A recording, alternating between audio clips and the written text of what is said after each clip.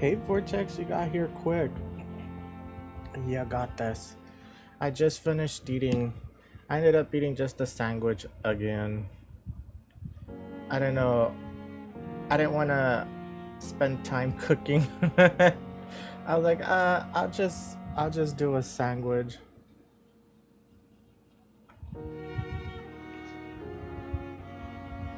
Sorry, I'm just getting comfortable.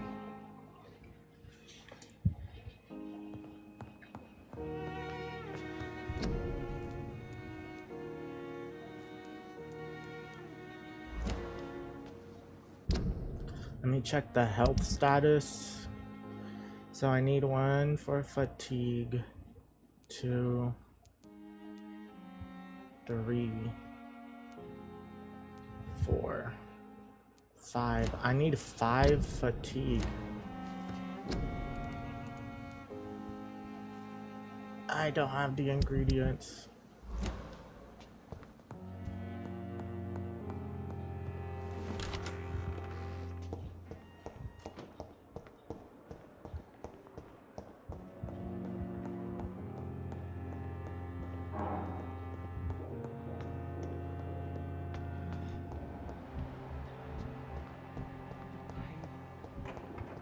Here again.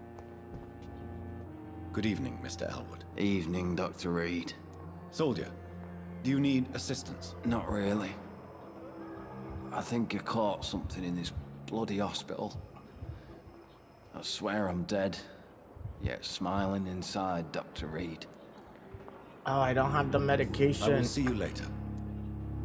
Goodbye for now, Mr. Elwood. We have discussed on every street corner the daily routine. Where does it want me to go? It wants me to come all the way over here.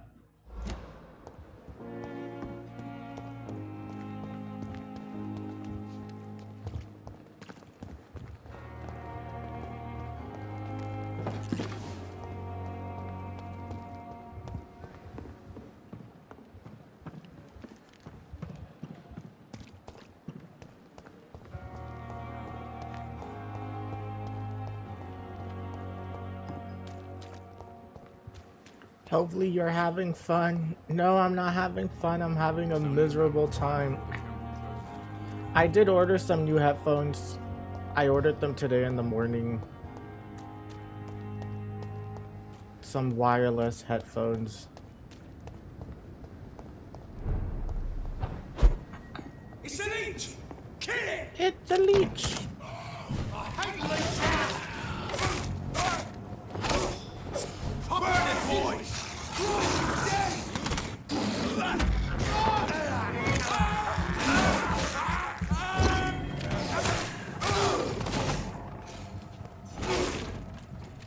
Nope, let him kill you. Die!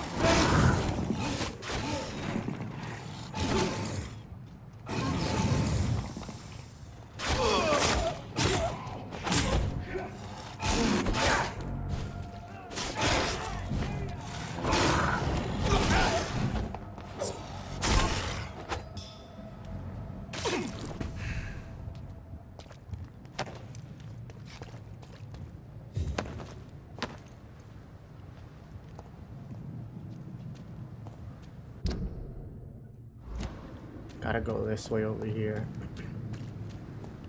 That's nice. That's real nice.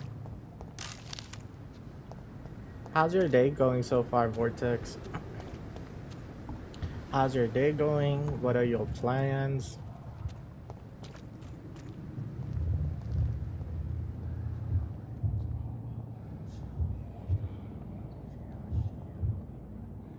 You must prepare, child, for the earth is bleeding and the harvest is upon us. Stay away! Whoever you are!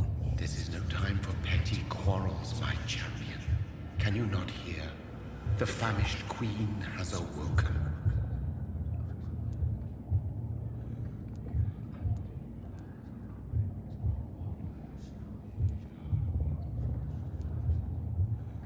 Leave me! Return to the shadows and never come back. But the shadows are our home. And wherever you stand, my son, I stand beside you. I had to kill Mary. I have known your pain, child. Do not succumb to... Silence! I dismiss you now! The land calls for a champion. All and everyone needs you. Silence! Hey Savio, how's it going? Tired of all these puppet shows. No plans, Vortex, just game.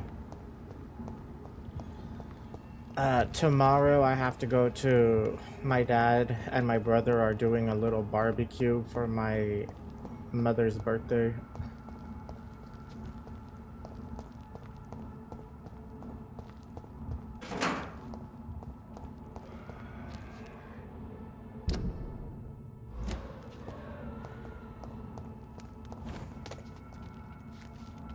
Oh, it's a vampire.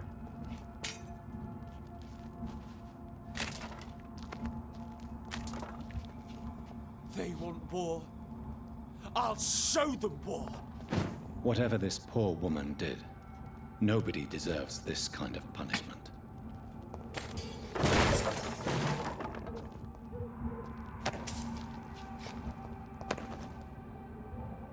Happy birthday to your mother. I'm doing okay, Savio.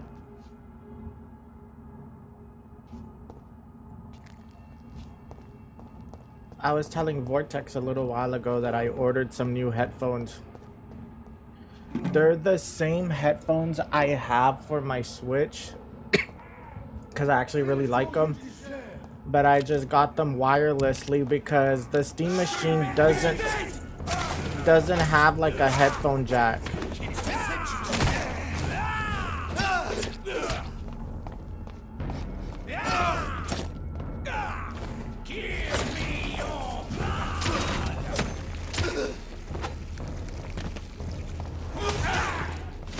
Bro, I didn't even do anything to you.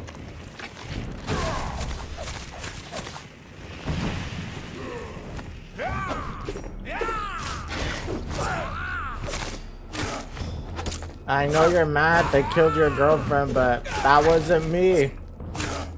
I'm a vampire just like you, you stupid.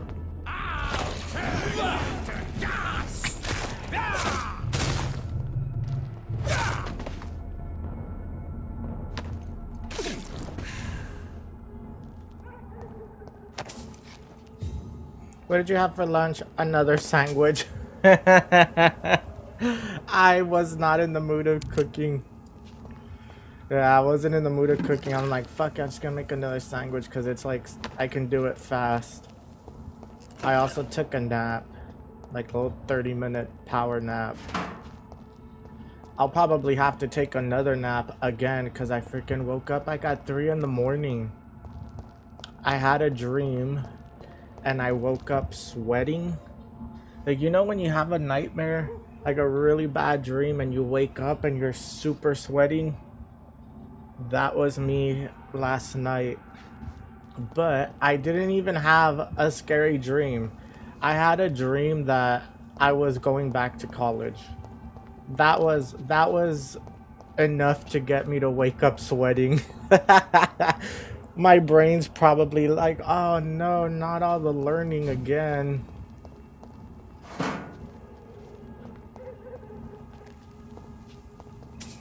So this is where she lives. What a splendid house. But yeah, that was my nightmare, Savio, going back to college and having to be a responsible adult.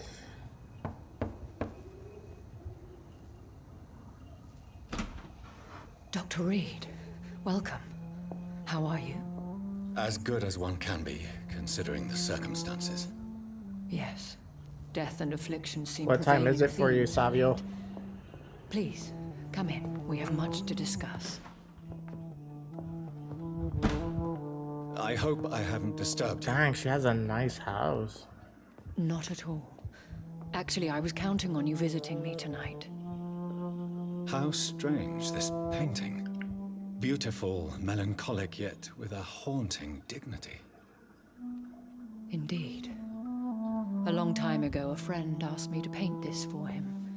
But I kept it in the end. I did not know you were a painter, my lady. There are many things you do not know about me, young Ekon. Well, I mean, she's been alive for such a long time, so when you can live forever, you have forever to learn many things. Is the birthday tomorrow? I'm not 100% sure when the birthday is, but I know they're doing the birthday dinner thing. My dad and my brother want to do a barbecue for her, so that's what they're gonna do.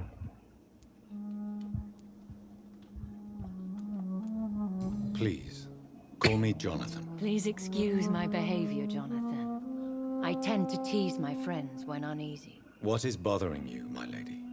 Your letter was quite alarming. We will talk about this in a few minutes. For now, I would like you to tell me about yourself. How have you been since we last met, my friend? My sister Mary. She was made a vampire in the same way I was. She was the one killing all those people everywhere I went. Vengeance is a powerful force for those betrayed. Made vampire through careless error. Victims by surprise. He had to kill his own sister a second time. The first time was an accident, the second time he had to do it. In the end, she implored me to put an end to her misery. But still, I felt I had taken her What time life is it for you? twice. I am so sorry for my It's about to be accidental 12 cruelty. o'clock, but I already had Had lunch. I known your dear Mary was still alive, I would never have sent you to pray for her soul in that church. There is no need to apologize, my lady. Your words have been most It's about to be helpful 12, in these Savio. difficult times. Thank you, my friend. If only we could have guided your poor sister through her terrible nightmare. I swear I did not intend that. If only I had known then how vampires are created. That is the scientist speaking. In truth, most of us do not know how it really works. What are your plans for the Personally, I rest of make the sure my night, prey will Savio? not return to haunt me. What do you mean? I am merciless, Jonathan. I only feed on the dying, and I make sure they are dead before leaving their remains. I came to the conclusion that my maker, whoever he might be, must be a powerful vampire. Certainly extremely old. How have you reached this I'll conclusion? try to go to sleep now. Good night, Cosmos. Say good night. Good night, Savio.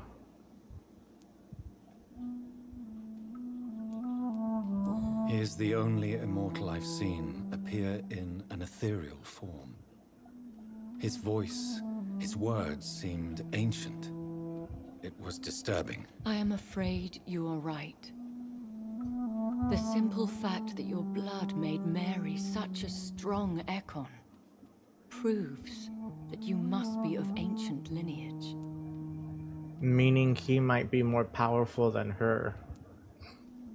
I felt this power radiating like an aura every time he appeared. Most ancestral vampires of England were killed by the Guard of Priwen half a century ago. I wonder who your maker could be. You have no idea who he could be? Some of the ancient ones fled England. Some may still be in hiding. All I know is you, my friend, are a pawn in some secret and obscure game of chess. I think the guy made him a vampire to put an end to the Spanish flu, because I think that vampire blood virus thing is spreading with the Spanish flu. I think I should ask the questions, your ladyship. After all, it was you who invited me to settle this most urgent of matters. Fair enough, Jonathan. The situation is critical. We do not have the luxury for etiquette. Please do not misunderstand me. I would be delighted to discuss mundane matters and idle trivialities. If we survive the dark nights to come, We shall have all the time in the world to speak, you and I. For now, please follow me, Jonathan. What if he ends up falling in love with her? That would be so I weird must because say, she's probably your like hundreds house of is years old. Exquisite. One of the advantages of living forever is having the time to be selective with one's furnishings. I took the liberty of having tea served. You can still drink tea. Can't keep it down, but I do so enjoy the aroma. Let us toast to make-believe. And of course, to your health, Jonathan. And to yours, my lady. They can't eat human food. They can't even drink tea. That means they can't even drink water. Please. Only call me blood. Elizabeth. So, my lady, why truly did you invite me here? I've been asked to deliver an official invitation to meet the Ascalon Club. Who are they? Really? They are the embodiment of vampire law in Britain. Some say they influence the destiny of the Empire. Some believe they merely protect it.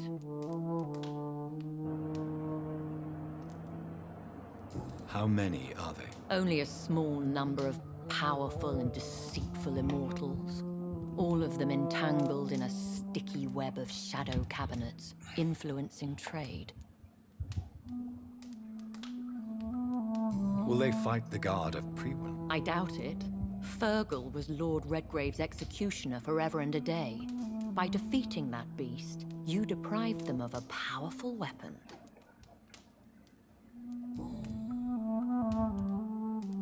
Why use you to contact me? Because they know we are close. The Ascalon Club has many spies. Their main occupation is gathering information and then deciding how to use it. Have they threatened you in any way? Not at all.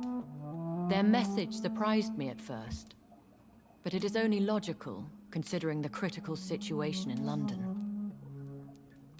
Why not ask for your help? Since you are obviously a powerful and influential immortal yourself. You have to understand that I am invisible to the eyes of Ascalon, for I am a woman. That suits me well, as long as they leave me alone. Interesting. Should I trust them? Of course not. Do not misunderstand me. They can be very useful, but I believe their long-term goals differ from yours. Should I lie to them? We all lie, Jonathan. It falls to you to choose your behavior. The most important rule is to show them due respect. Why meet them then? Because nothing truly important can be achieved in this city without their consent. They could be powerful allies in this current situation. I like this redhead.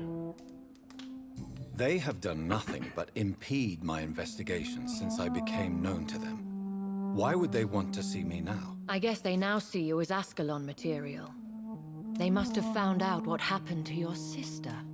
Proof of the potent blood flowing through your veins. I'm not sure I can accept their invitation. I have seen their handiwork.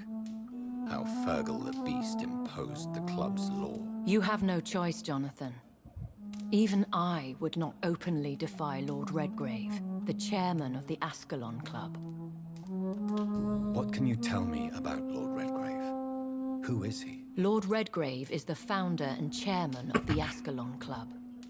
Most mortals know him as the Earl of Bristol. He is rich and extremely influential. How old is he? How long has he been a vampire? Lord Redgrave claims to be the progeny of William Marshall, the most valiant knight who ever lived. If that is true, he could be very old. Have you met him? Only on rare occasions, for he never goes outside the club. And women are not awarded membership, even immortals. How powerful is his reach? The Ascalon Club may be the most influential secret society in England. Not all its members are immortals, but they are all very powerful. They are not all immortals. How is that? The club is mainly comprised of political figures who seek the safety and expansion of the Empire. The most loyal are awarded immortality.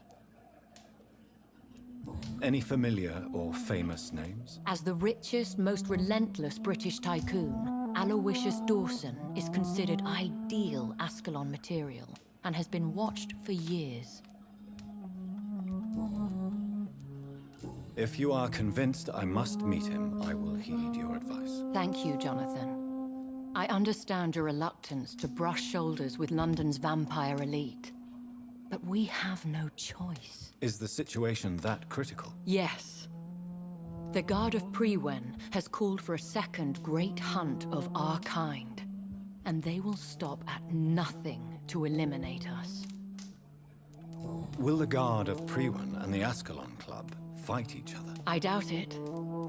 If Priwen really launched a great hunt, I think most of the Ekons I know would flee the country to escape the bloodbath.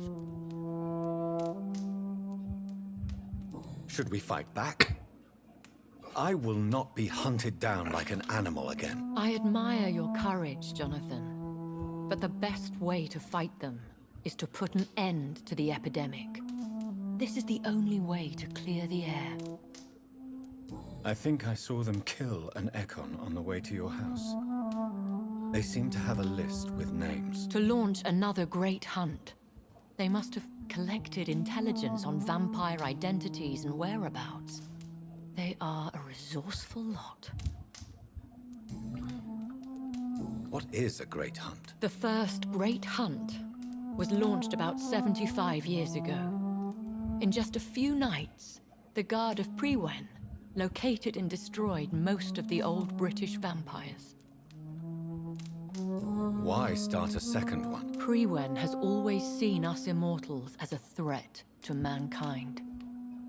My guess is they suspect one or more of us is the cause of the epidemic. How did you survive the first hunt? I fled, Jonathan. Like most vampires who survived that slaughter. And I secretly came back when I was sure they had lost my trail. You should flee then. Leave London, the country even. I have seen the Guard in action. They are merciless. Your concern warms my heart, Jonathan. But fear not. If the situation gets too dangerous, I shall retreat to my secret Scottish manor. I could hide you in my luggage, if you wish. Thank you for the offer. I shall keep it in mind, but I have much to do here.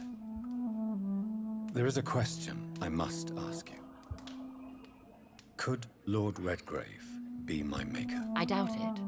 If Lord Redgrave had made you his progeny, he would not have seemed so surprised when you demonstrated the strength of your lineage.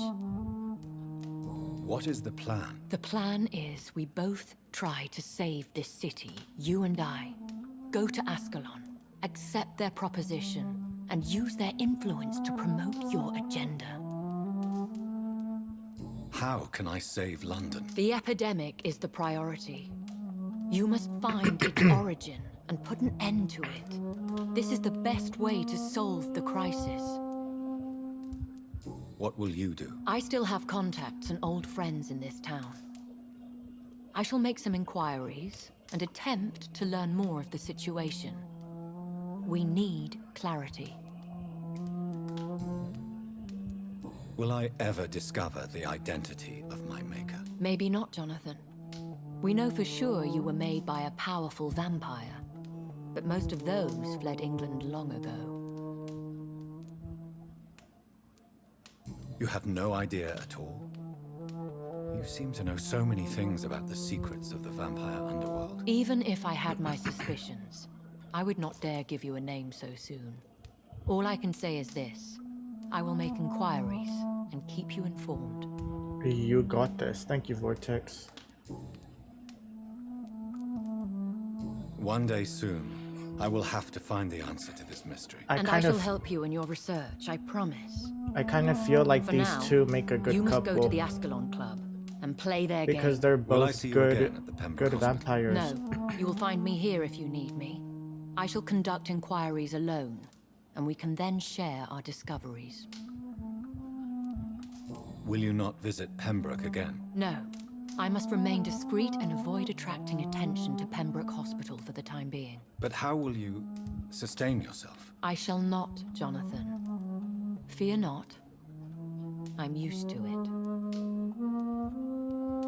When will we meet again? As soon as you meet Lord Redgrave, When she I said, suppose. I am used to it, Fear that means not, in the my dear. past, she I has shall only gone be a long heart's beat periods away. of time without any blood. I want to thank you for all your support and your help, my lady. Could you do me a last great favor and call me Elizabeth? I should be honored, my lady. Then it is settled. Finally, some good news in these dark hours. Thank you. I appreciate the advice. I had best prepare myself to meet this Lord Redgrave now. How thrilling to meet the Earl of Bristol in the flesh, so to speak. Something tells me you're not very keen on the man. Don't get me wrong. The gentlemen of the Ascalon Club are honorable, but their attitude and opinions are somewhat antiquated. I see. As long as they deny access to female applicants, I will But leave like, them to why their does she look antediluvian normal? considerations as to the And natural then my order guy of has all things. these veins coming out of, like, on Jonathan. his eyes. Is it because he's a newborn? Promise me you'll be careful. Of course. But why the fear in your voice? Look at me, Jonathan. I am. I mean, really look at me, young Ekon.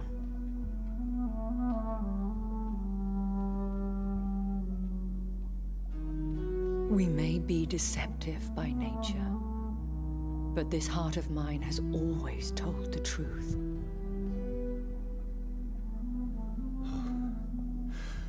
Elizabeth. Go, my friend. But come back to me soon. You see how she looks like a human. But him, you just see him and you can tell he's a vampire because of his eyes. But is it, I think, is that because he's like a newborn?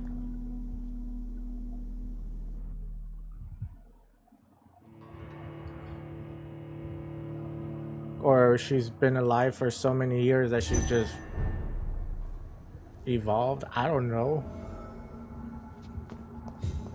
So, time to visit the Ascalon Club.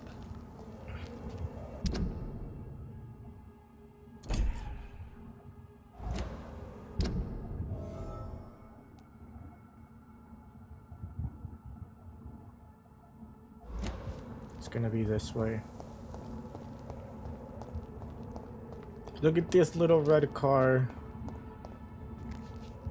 These actually look real nice.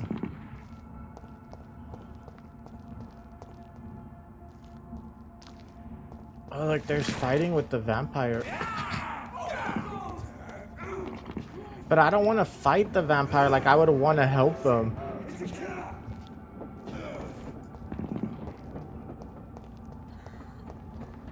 I don't want to kill my own kind.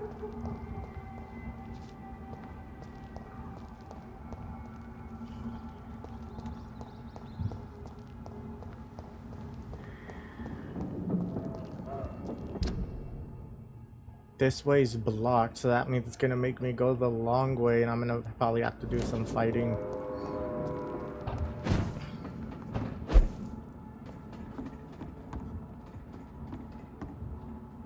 You London vampires are so weak!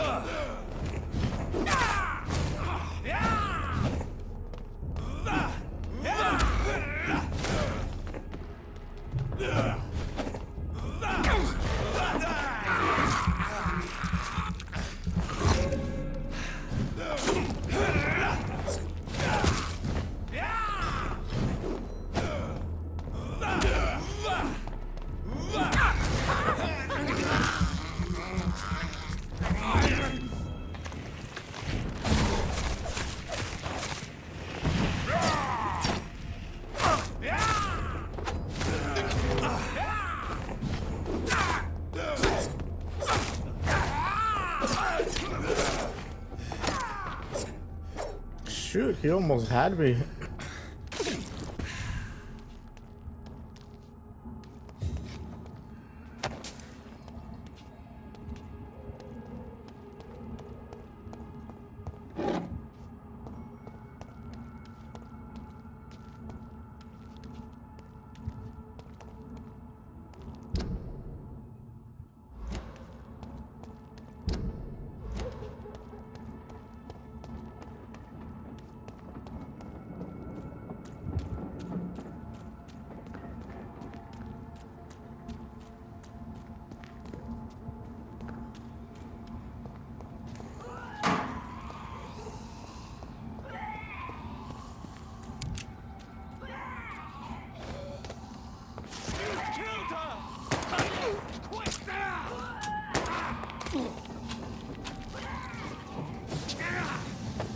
You see, like, I wouldn't want to go against the vampires. So, like, why is that vampire attacking me? Wouldn't you want to stick with your own kind?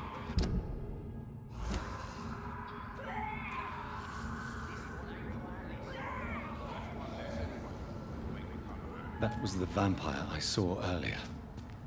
This war takes no prisoners. No civilians allowed. Trust the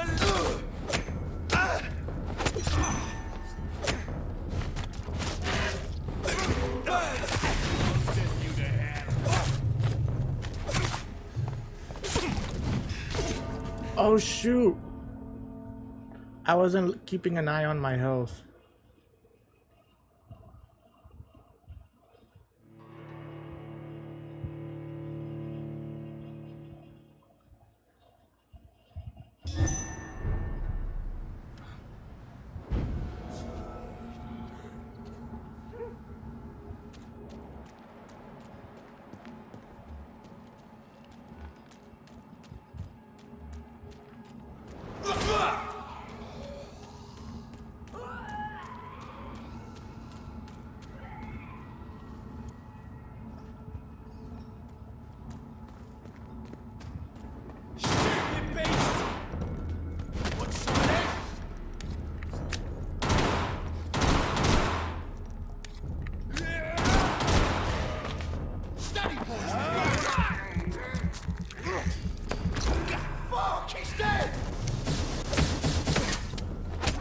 Dude, that thing does a lot of damage. That smoke. What the hell is that smoke? My health just went straight down.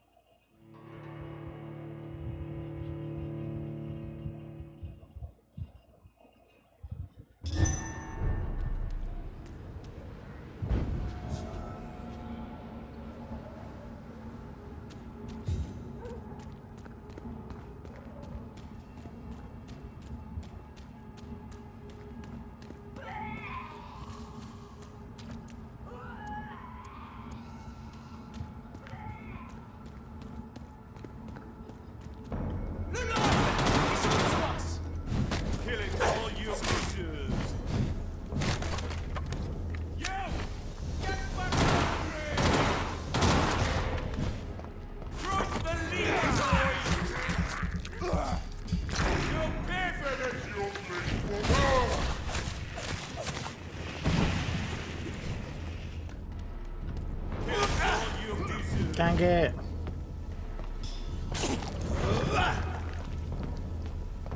I'll put it into you!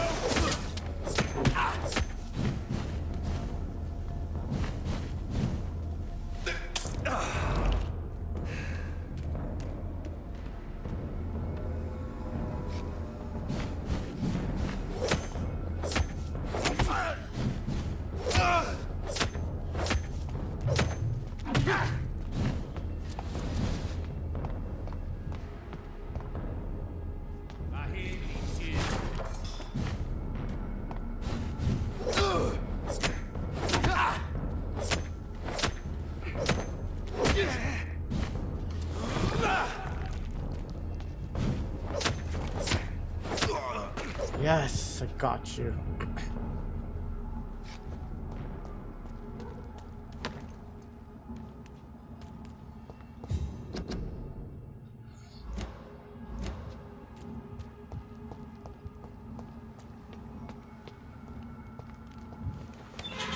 Shortcut's open.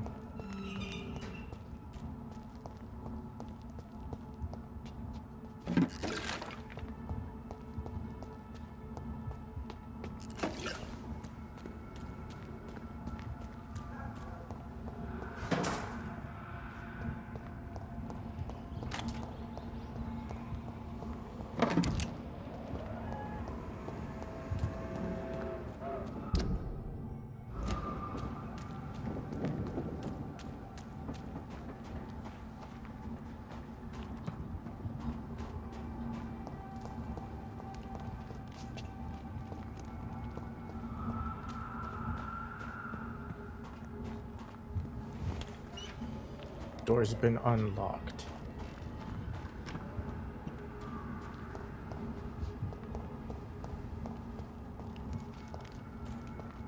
The West End.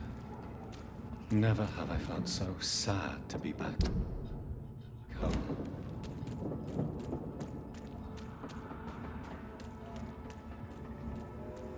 Trust the house, boys!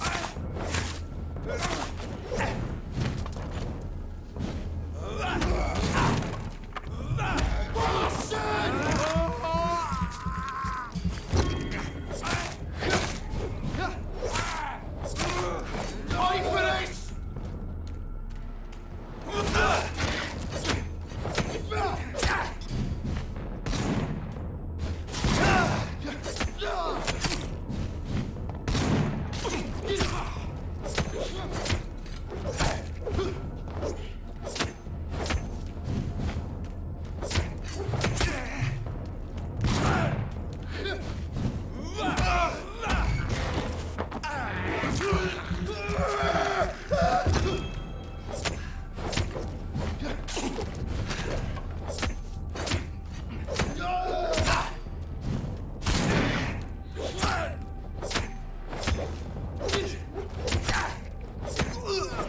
Dang, that one did not want to die.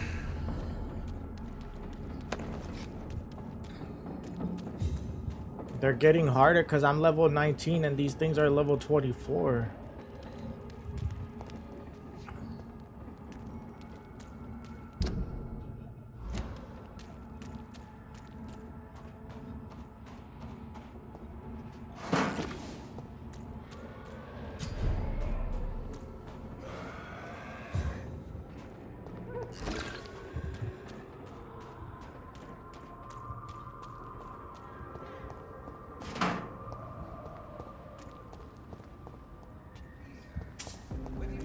The Ascalon Club.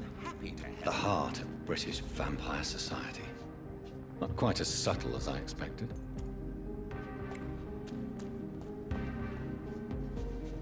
Good evening, sir. Please forgive me for disturbing you. I'm a doctor. I never judge a man by his title, but by his attitude. And you are not disturbing me at all. I am Calhoun Russell, and I welcome you. Well, I must admit it's good to receive a warm welcome for once. I'm Jonathan Reed. Welcome, Dr. Reed. Welcome to my humble shop. How is the situation in this part of town? Life is good and peaceful. We're lucky to live in such an era of progress and wonders. Are you not concerned about the epidemic? Oh, I'm sure the authorities would take the appropriate measure if the danger were that high.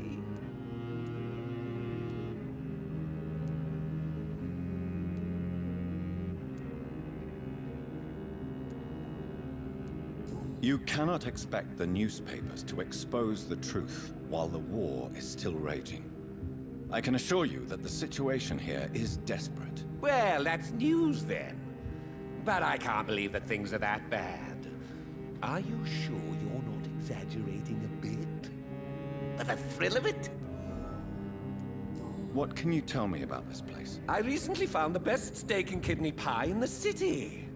I'd be glad to share the address if you want.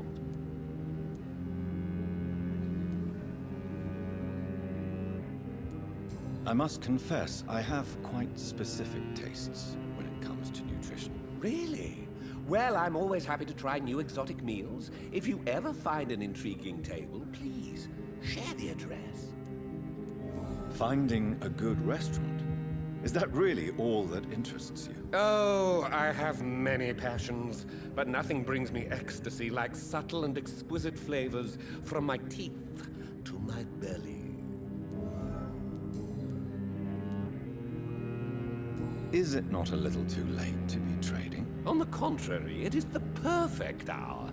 Believe me, my friend, it is always at night that you meet the most fascinating characters. But what about the epidemic? The bombs and raids? And all the random violence? Please, sir, this is London, England. We will prevail. And if a bomb must fall on my shop, then I'll be there to hear it falling. So you prefer to work at night? Oh, I also enjoy a sunny day like everybody else.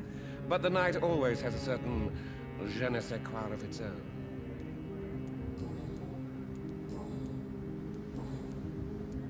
Do you have any family nearby? Not since my parents died. I'm London's lone gourmet. Really? But you seem to be such a pleasant and sociable fellow. I'm afraid the real hedonist has to be sometimes. I discovered ecstasy as a solitary pleasure, but it does not mean it can't ever be shared. London's lone gourmet. What a strange title. I used that name in my early years when I was a food critic, and I kept it. I may have a look at your goods, Mr. Russell.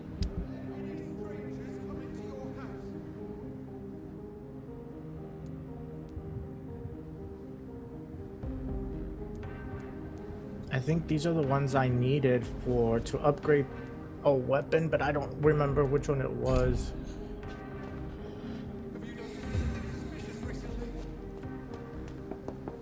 Remember.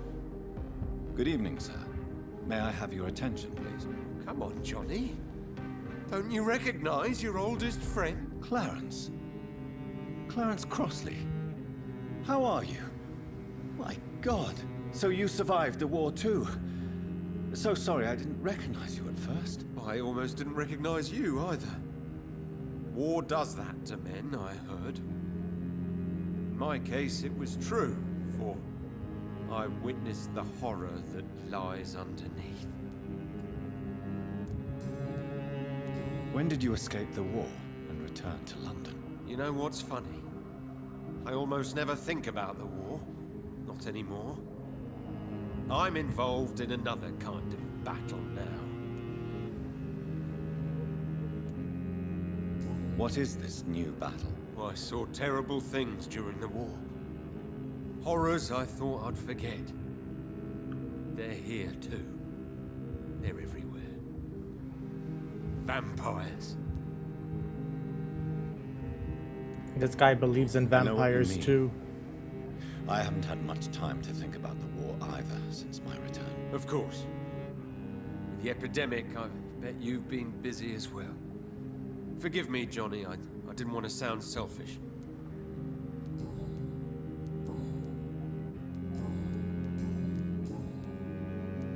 How is your wife, Venus? We've spent so much time away from each other. And so many things have happened. But you're alive. You returned in one piece and you have a family. How many soldiers can say the same? Believe me, it's not quite that simple. Unlike you, I'm not the man I used to be. Is everything all right at home? Surely Venus was relieved to see you return from France in one piece. Have you forgot what people are like in this part of town, Johnny? Venus fears for our family reputation. Now her husband has become the village idiot. You need some rest, Clarence. You should try to sleep. Oh wait, I wonder maybe he evening, needs old medication. Are you all right? I won't lie to you, Johnny. I'm not well. Do you need medical assistance, Clarence? It's a little late for visiting hours, don't you think? Oh, will I see don't you have later. medication for a migraine. You need some rest, Clarence. You should try to sleep.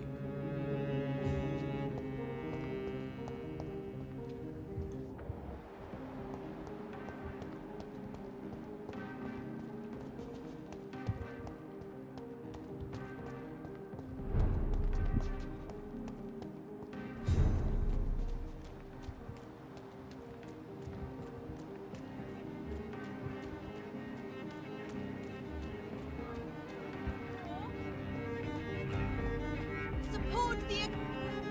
Good evening, miss. Oh my god, no. Please, Mr. Vampire, don't kill me. Please, no. I'm too young to die. I still have so much to offer this world. Wait, no. Why do you think I would... What? Don't worry, Dr. Reed. I know you wouldn't harm me. Mother told me you were in this part of town and might drop by. Your mother? My name is Charlotte, sir. Charlotte Ashbury. My mother taught me long ago how to recognize the signs that betray a vampire. I understand she also taught you how to tease and gently mock innocent young Ekons. It's a pleasure to meet you, Miss Charlotte. What do you think about this part of town? I was raised here, and I suppose it feels like home. You grew up in this part of town too, did you not? Yes, I was born a few streets away. A small world, is it not? Did you ever imagine that my mother was your neighbor all that time? That you could have met her in a dark alley at night? You won't trick me twice, young lady.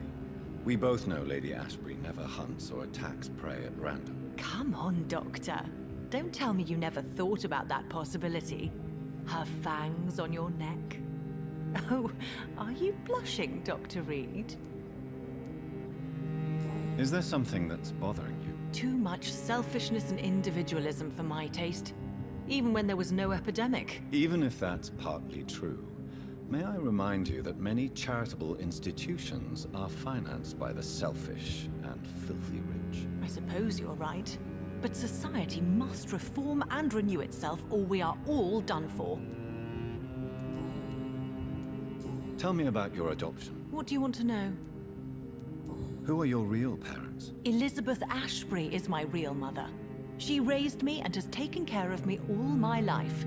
I have no idea who my progenitors are or were. Do you live with her? I still spend a lot of time in my mother's mansion, but I have my own house now. I have a life to live, you see. And one day, I'll have my death to face. How did you meet Lady Ashbury? First, I was an orphan in the So she's a institution vampire for too. girls she manages in the West End. When I was 10, she adopted me, and I have lived with her ever since. Did you know she was a vampire when she picked you? The correct word is Ekon, Doctor.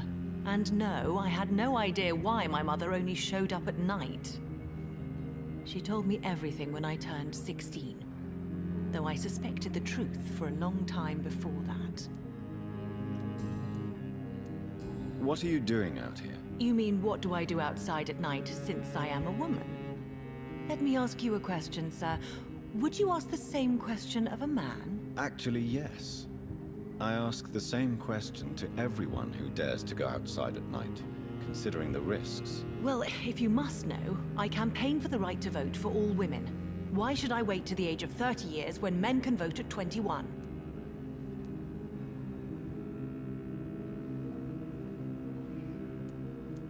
Are you a suffragette, then? Oh, you really are Elizabeth's girl. Without a doubt. All adult women have the right to vote in the US, in New Zealand, and in Australia. But women here can't vote unless they are property owners. No need to convince me, Miss Charlotte. I have shared your opinion for a long time.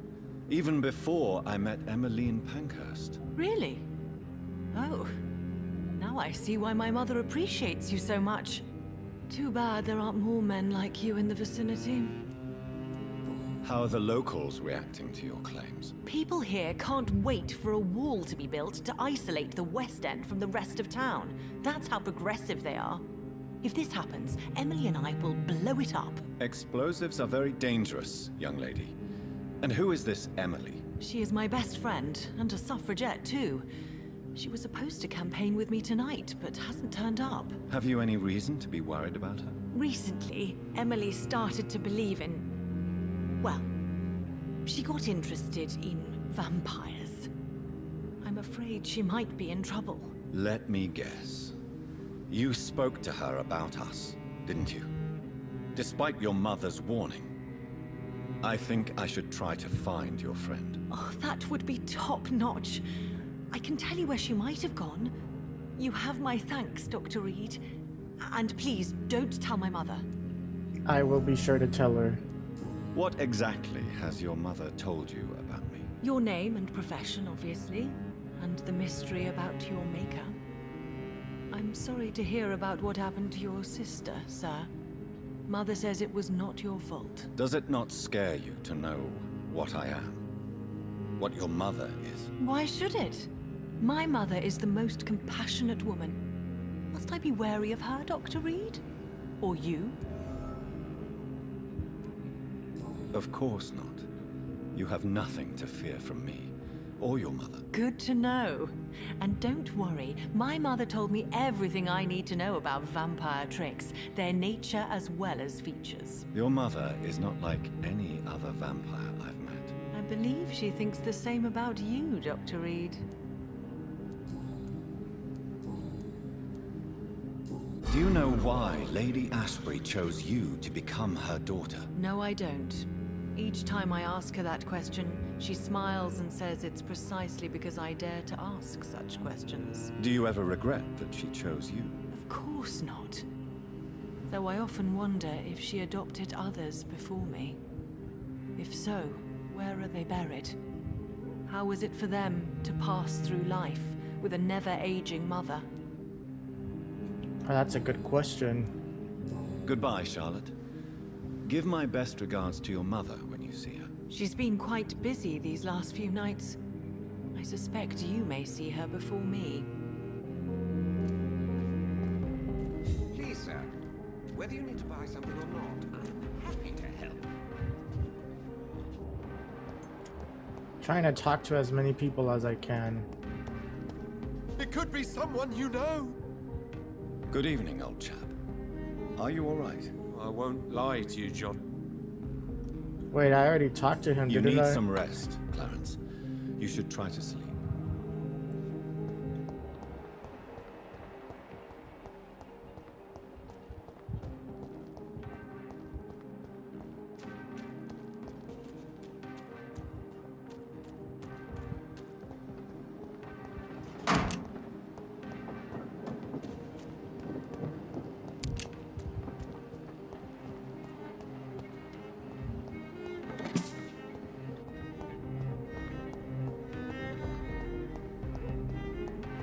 Thank you for being here. Thank you for being here too, Vortex. Thank you for putting up with me all these years. I know it hasn't been easy.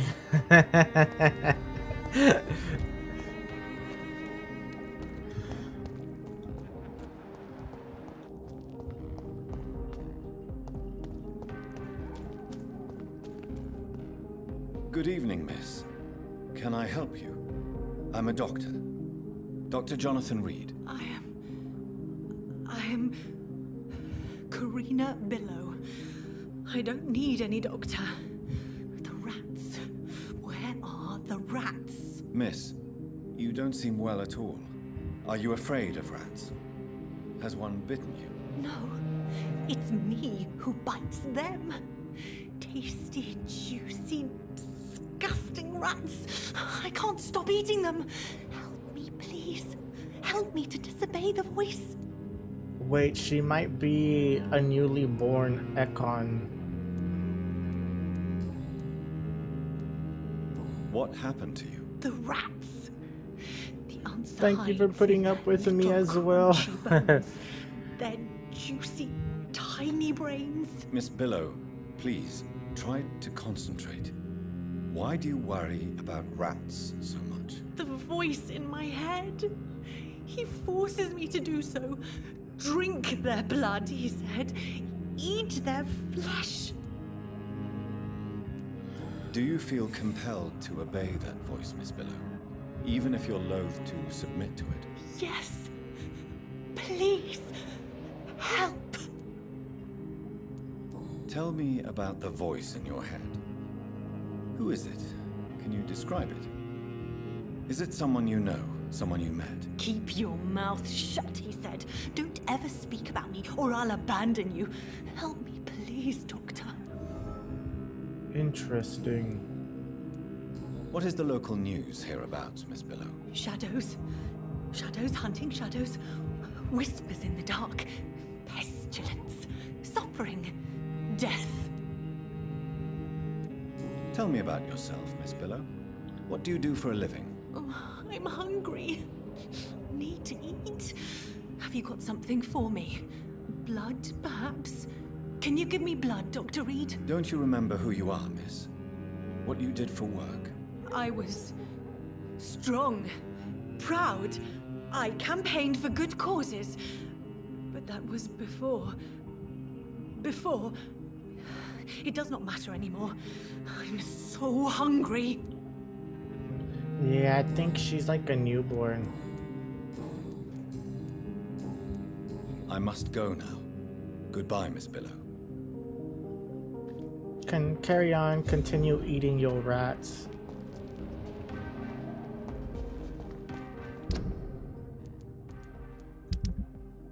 There's still a bunch of people I need to discover.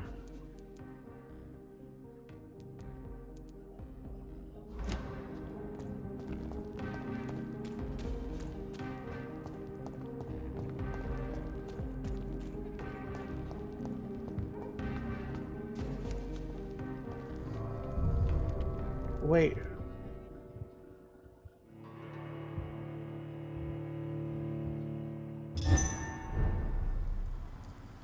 How did I end up here? No, let's go. Let's get out of here.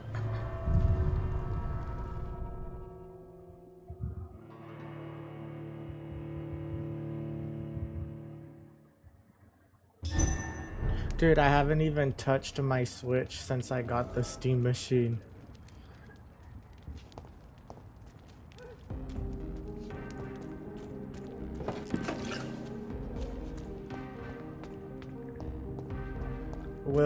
I will need to make some time for it. I haven't played Overwatch either because I already completed the battle pass. I'm sure Kaloon Russell has no interest in such a conventional menu.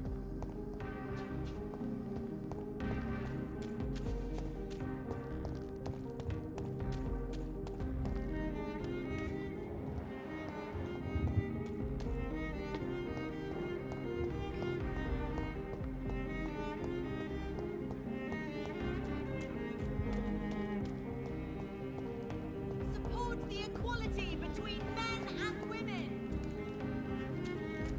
Women's right to vote.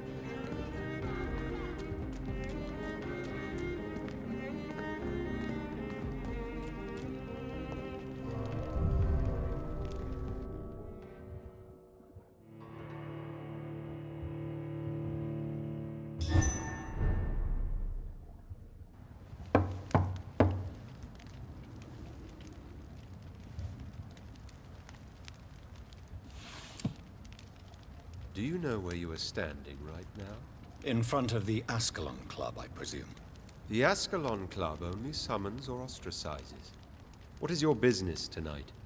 I received an invitation. I'm Dr. Jonathan Reed.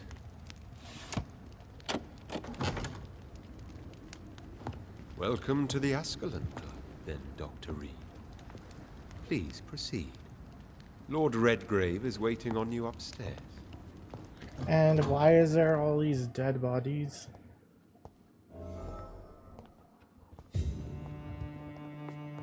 There has been quite a battle here. Welcome to the Ascalon Club, then, Dr. Reed. I'm sure the Ascalon Club has the money to replace the furniture.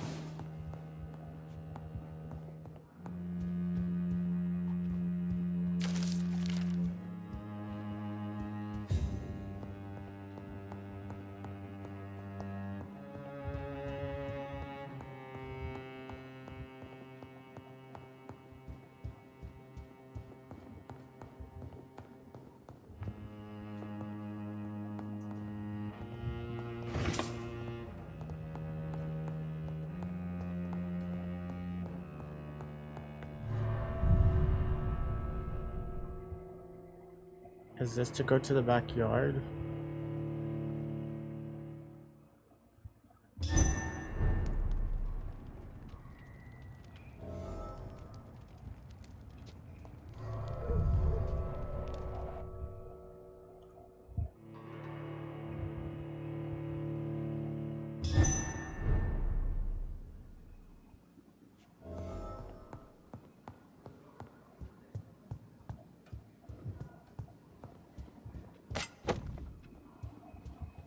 A good dagger.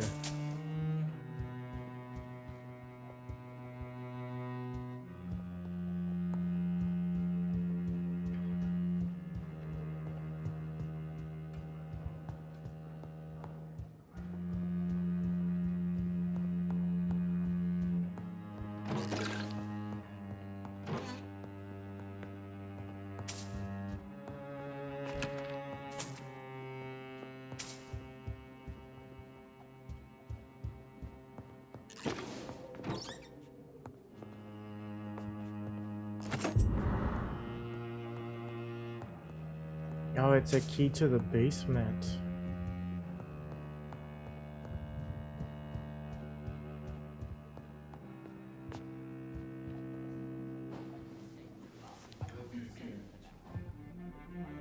Good evening.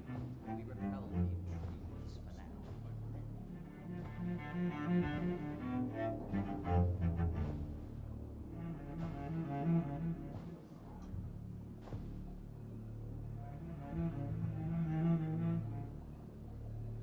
My good friends, if I may have your attention. Behold our visitor, the good Dr. Reed. Newborn of blood so pure and strong that even my friend Fergal Bansher was no match for him. Here, here, here. Come forward, young Ekon, for we have so much to discuss. Welcome to the Ascalon Club, Dr. Reed. I am Lord Redgrave, Earl of Bristol and chairman of this exclusive association. Lord Redgrave. At last we meet. I've been eager to make your acquaintance. I've heard some astounding things about you. Please accept my condolences for your loss, Dr. Reed. Thank you. Everybody knows about the death. Lady Ashbury expressed your wish to meet me. Yes.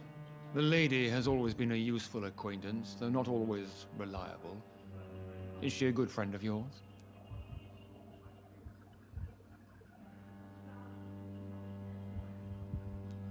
Yes, she is. I may even say I admire her probity and her kindness. She has helped me since I was reborn.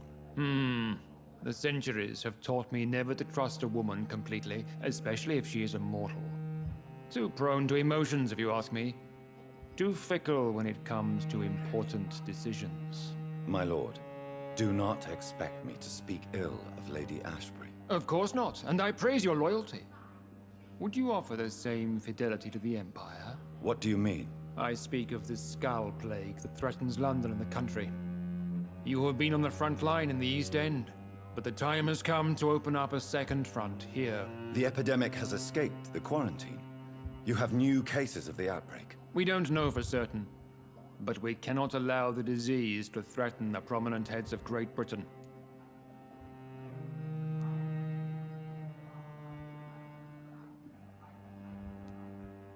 Why do you suddenly need me? The Ascalon Club only recruits the best, and you definitely fit the bill. Your scientific and medical reputation alone would qualify you as a candidate. You want me to find possible sources of the outbreak in the West End. Is that it? Ah, straight to the point, like all eager newborns. We shall have time to talk about all this, Dr. Reed, but first, I should like to get to know you better. Talk? Is that the only reason you asked me here? Well, no. I also wanted to meet the intriguing Ekon, who made such a powerful progeny of his sister. You have not learned the name of your maker, am I correct?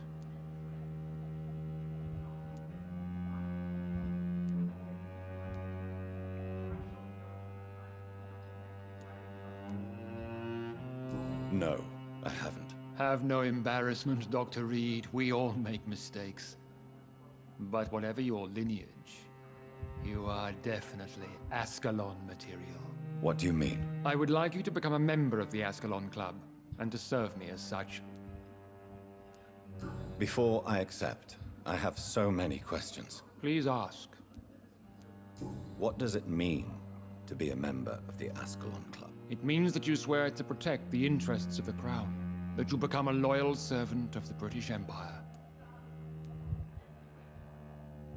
Do you have any official recognition from the government? A charter from His Majesty the King? No.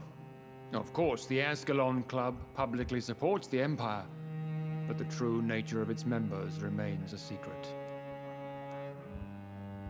Am I supposed to follow orders? As founder and chairman of the club, I alone am entitled to make demands of our members, and I do appreciate obedience.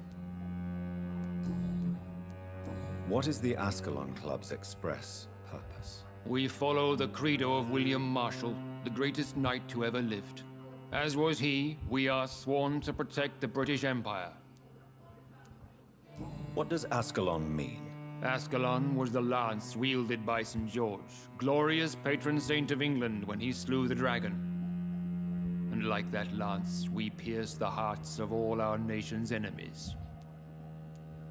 William Marshall founded the Ascalon Club. Not exactly. William Marshall granted me immortality, and I founded the club a few years later. The good knight has been gone for so long. I killed Fergal, who claimed to be one of yours, sent to cleanse the East End of all Skulls. Will his death be an issue? Do not worry. My priorities have changed. Fergal was a zealous servant of mine, but like any servant, he had his limitations and is readily replaced if necessary. I agree to join the club. This is good news. Good news indeed in these crucial times. Let's inform the Assembly formally and proceed with your initiation. My initiation? Fear not. Nothing fancy nor dangerous. It is just that we, the members of Ascalon, believe that tradition and custom are the backbone of this country.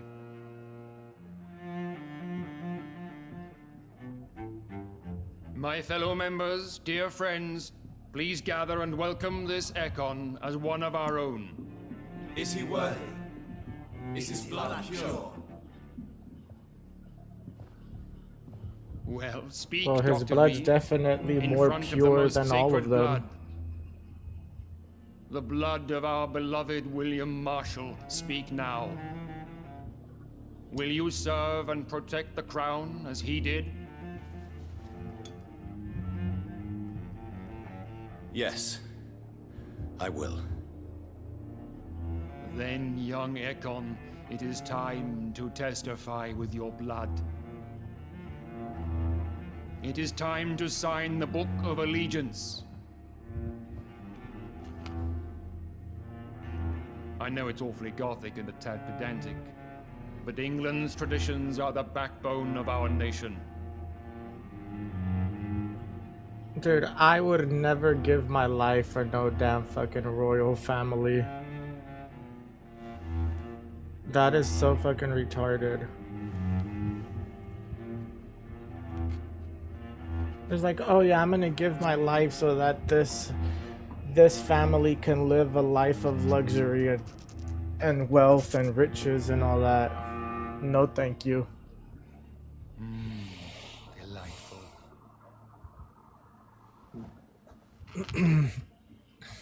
Welcome to the Ascalon Club, Dr. Reed. Take your place among the bearers of the lance. One of us! One of us!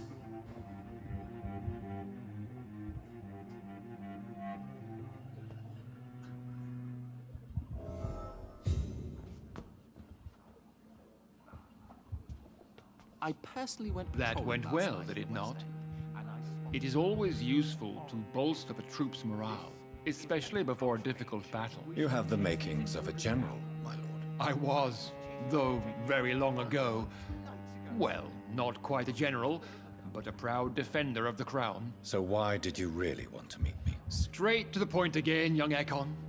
All right, let's talk, you and I, Lance Bearer. I'm listening, my lord. According to my spies, you have worked with Dr. Edgar Swansea on the epidemic, and your findings were quite alarming. Do you know Edgar Swansea? Not personally, but I've been told he has some sort of immortal fetish and is a good friend of yours. Does it bother you that I consider him my good friend? As long as you reveal nothing of the club's inner workings, why should I forbid you engaging in conversation with the good Dr. Swansea? You were spying on me. Not personally. I rarely leave this building. But once he found you, Fergal kept me informed. Until you put an end to his mission. Who was Fergal? I don't see him sipping tea with the others in the club. Fergal Banshire was my squire of sorts. Even before becoming that magnificent beast, he was a brute. He served me well for decades. No, I mean, what was he?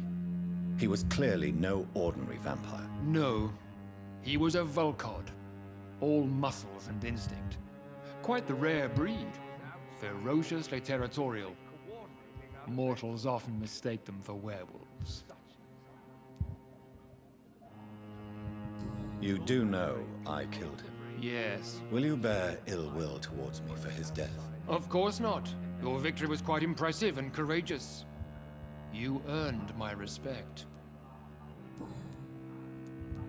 Yes, I'm convinced the recent invasion of frenzied Skulls in London is directly linked to the epidemic. This is not the Spanish flu, but something else. I would be glad to hear more of your discoveries, Dr. Reed, but for now, my main concern is the security of London's inhabitants, both mortal and immortal. What do you mean? Alarmed by the epidemic, the Guard of Priwen has started a war against us British vampires. To appease the situation, we must eradicate the Skulls.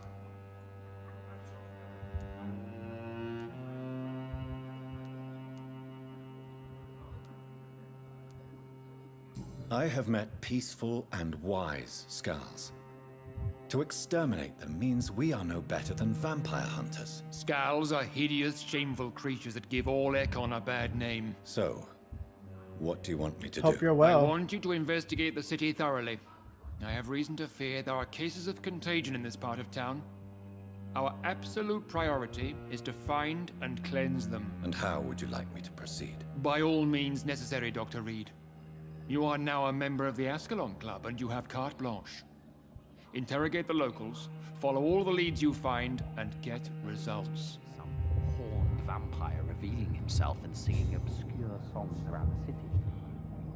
Oh, new skill available. Skulls have been spotted everywhere in London. We are Good losing evening, this Dr. fight. Reed. How does it feel to be this evening's centerpiece?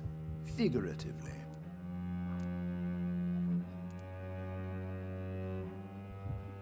I feel perfectly fine. Do I have cause for concern? Do not be alarmed. The Ascalon Club has a tried and tested policy for choosing its initiates. May I ask who you are, sir? Why would you be interested? Well, as you seem to be the only man in the room with a beating heart, you draw quite a bit of attention yourself. Ah, vampire senses never cease to fascinate me. They dwarf those of mere mortals. I am Aloysius Dawson, by the way. Are you a member of the club? Yes, I am. And I have been for many years. And will be until the day I die. What can you tell me about it? It's not really my place to give you such information. I am merely a mortal member, and a dying one at that. Are you sick? Personally, I consider my advancing years are a sickness in itself. My body is slowly abandoning me, Dr. Reed. Are you not afraid? You are surrounded by vampires. Sir, it's for that very reason that I joined the club in the first place. Is not the nature of this club a secret, shared by only a privileged few? My dear Dr. Reed, I have spent years and a fortune precisely to gather that kind of information. So you asked for membership? I have been a member of many clubs in many countries. But I must admit, this one is my favorite. What can you tell me about Lord Redgrave? I would not dare speak of our chairman without his consent. Mr. Dawson, of Dawson and Dawson, the wealthiest man in England. It is a pleasure to meet such a prominent figure of London. A withering London figurehead, to be precise. Are you sick, Mr. Dawson? I am a doctor, you know. My case is beyond the scope of traditional medicine. I have spent fortunes on the world's most competent doctors to arrive at that diagnostic conclusion. I'm sorry to hear that, sir. Should I suppose that you're here in search of some form of immortality? Absolutely not. I'm here to implement my plan to save the city I was born in. To cast out the ghastly evil that has us all on our knees. What do you know about the Guard of Priwen? I should not say this, but I admire their commitment. This is what the nation needs right now. But they are our enemies. They are not mine, Dr. Reed. Would you help them? No. There is a time for such methods. But brute force will not be enough to fight this plague.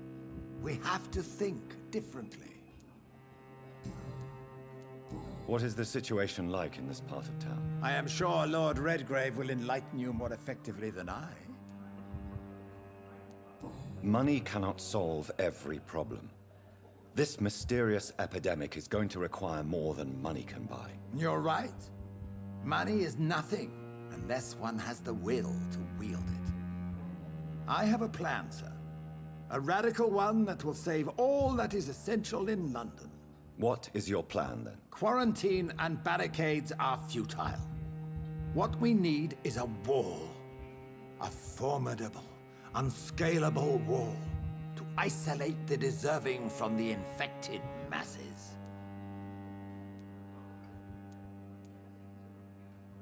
Complete isolation has proven effective throughout history, but the death toll has always been a high one. I am glad you understand the concept of necessary sacrifice. Are you not mistaking sacrifice for summary execution? Why do you care? Are you not a vampire? Removed from all mortal concerns? Decisiveness is what the city needs, and it needs it now.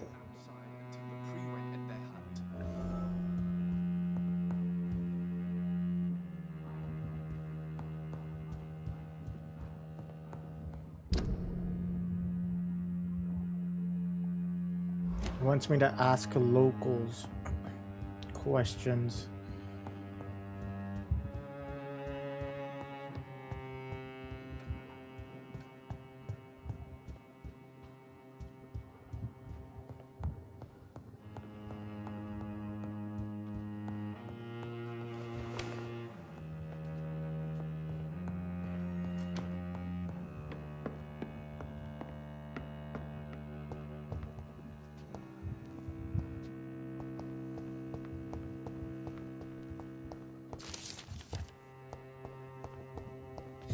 There's nothing down here though.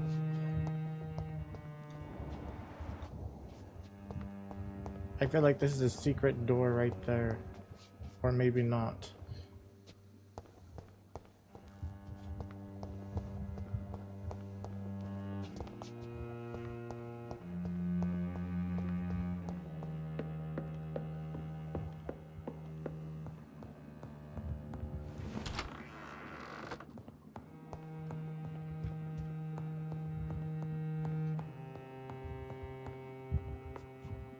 Welcome to the Ascalon Club, then, Dr. Reed.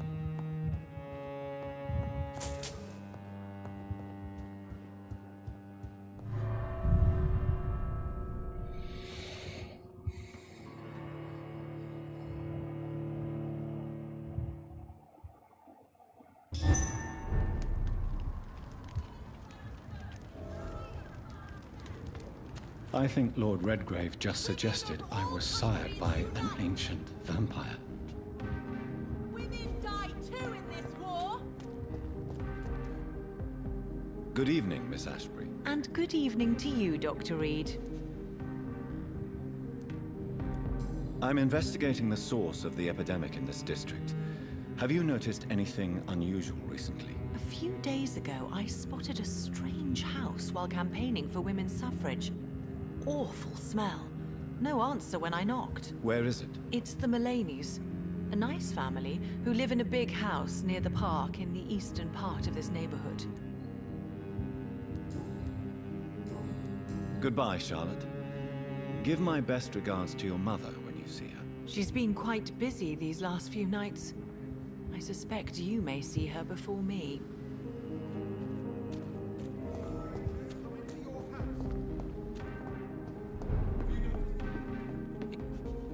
Good evening, Dr. Reed. A great night, what? I'm investigating the source of the epidemic in this district. Have you noticed anything unusual? Not really. Wait, now that you mention it, I don't see the McPhersons in my favorite restaurants. They love delicate meals too, you understand? Thank you. It may be nothing, but I'll investigate anyway. Where do they live? They have a house in the southern part of the district, somewhere north of the railway bridge. There is a courtyard, if I remember rightly. Goodbye, Mr. Russell.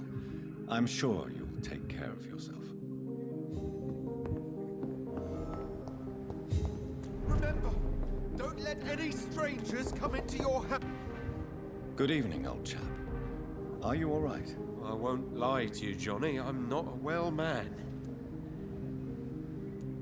I'm investigating the source of the epidemic in this district.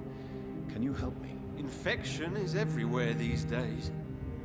But if you ever go to the park near that swanky house belonging to the Mullaneys... Yes? What about the Mullaneys? What about their house? Not enough noise for a big family with children. Not enough movement. Closed doors. What is going on in there? I wonder. You need some rest, Clarence. You should try to sleep. Please, sir, whether you need to buy something or not, I'm happy to help.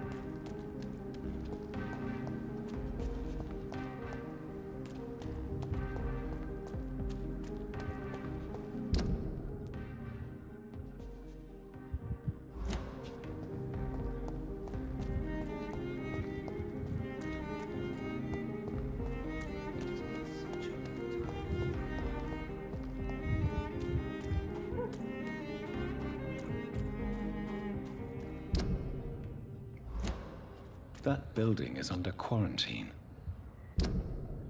I'm gonna have to go the long way. Could this be what I'm looking for?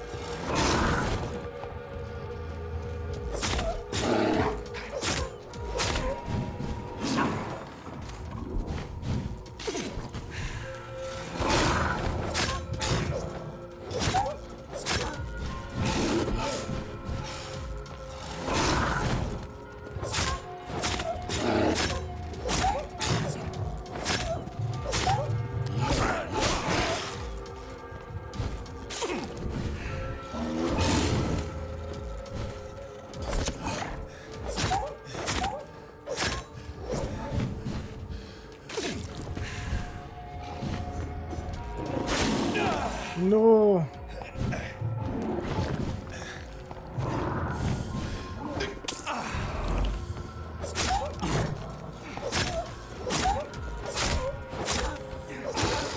Got you.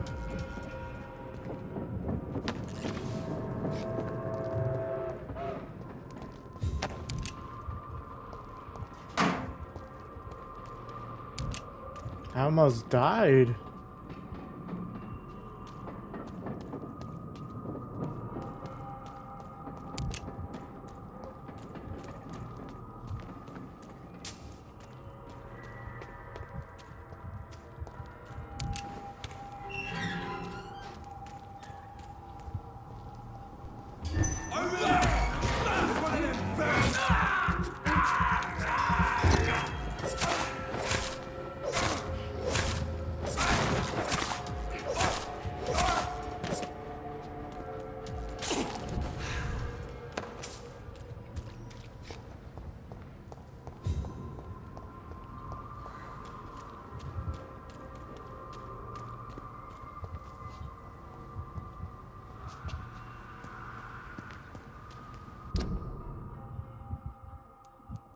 Oh, I think I took a wrong turn.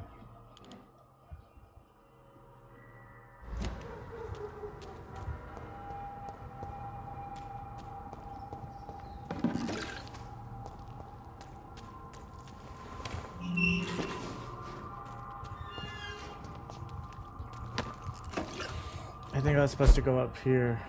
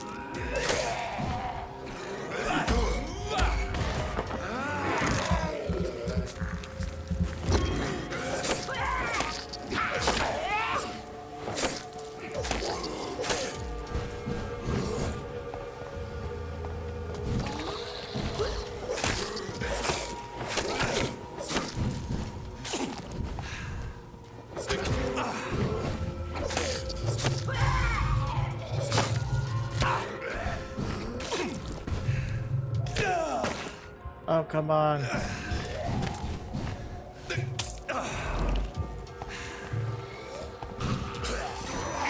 Shit.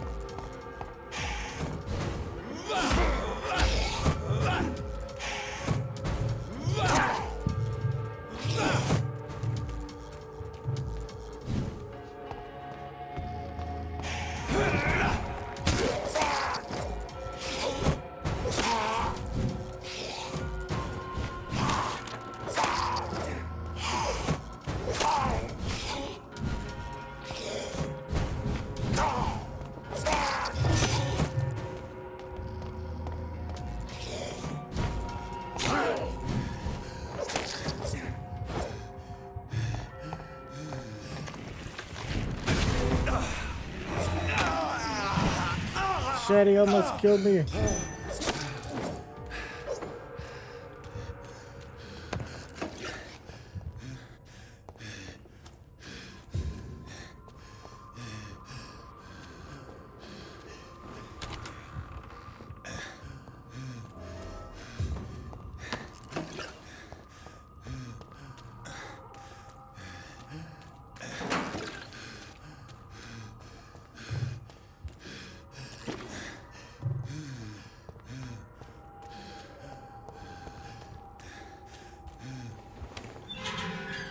I need to go get health first.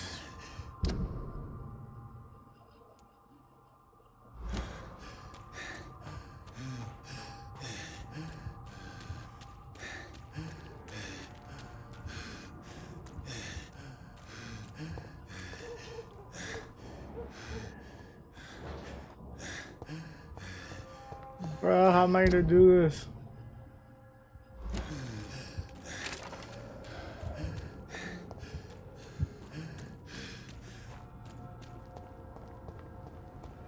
Women of all countries unite! I understand exactly what that will be.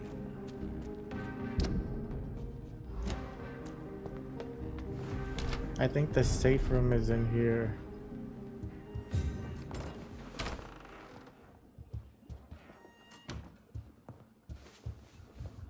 Good evening, Avery. Mr. Jonathan?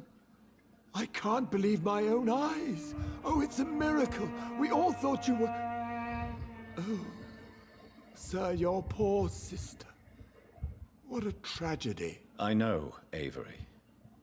I know about my sister's murder. Miss Reed expected you to return to assist with the funeral, right up until the last minute. Where have you been, Mr. Jonathan? We needed you here. How is my mother? Not well, I'm afraid, sir. Miss Reed is very fragile since the police brought her back home. The police? What happened? Miss Reed was found walking in the streets.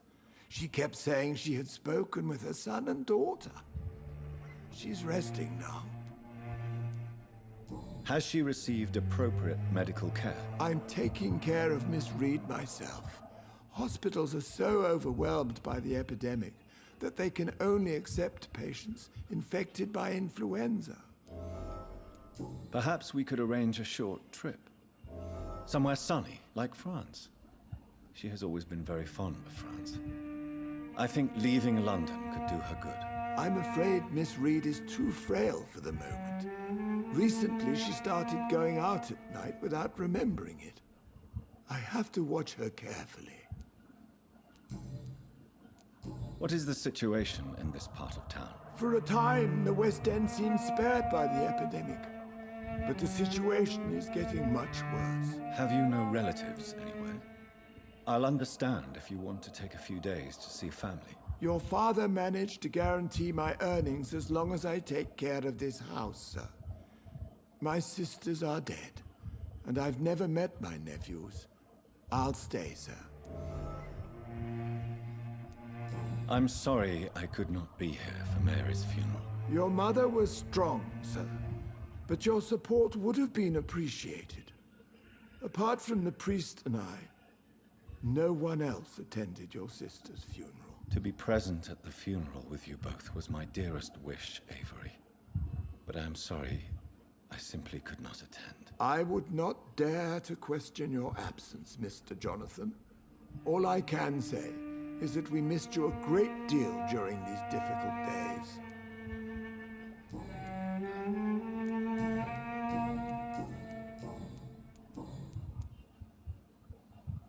Tell me the truth, Avery. Do you feel forced to stay here? Would you leave this house without the arrangement made by my father? No, sir. I have nowhere else to go. And I promised your father I'd take care of his family as long as I live. This house is dead, Avery. There is a curse on this family.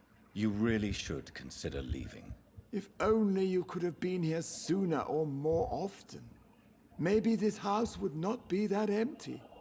But you're here now, sir, so my task is not over. You have served this family extremely well, Avery. Your support during these terrible times is much appreciated. Then I will stay. All I ask is that you take care of my own funeral if I die before the end of the epidemic. No mass grave, please, sir. You really think I don't take enough care of my mother, Avery? Yes, I do, Mr. Jonathan. You clearly have something more to say. Speak your mind, Avery. I know you work hard to help the sick, but what will you do once the epidemic is over?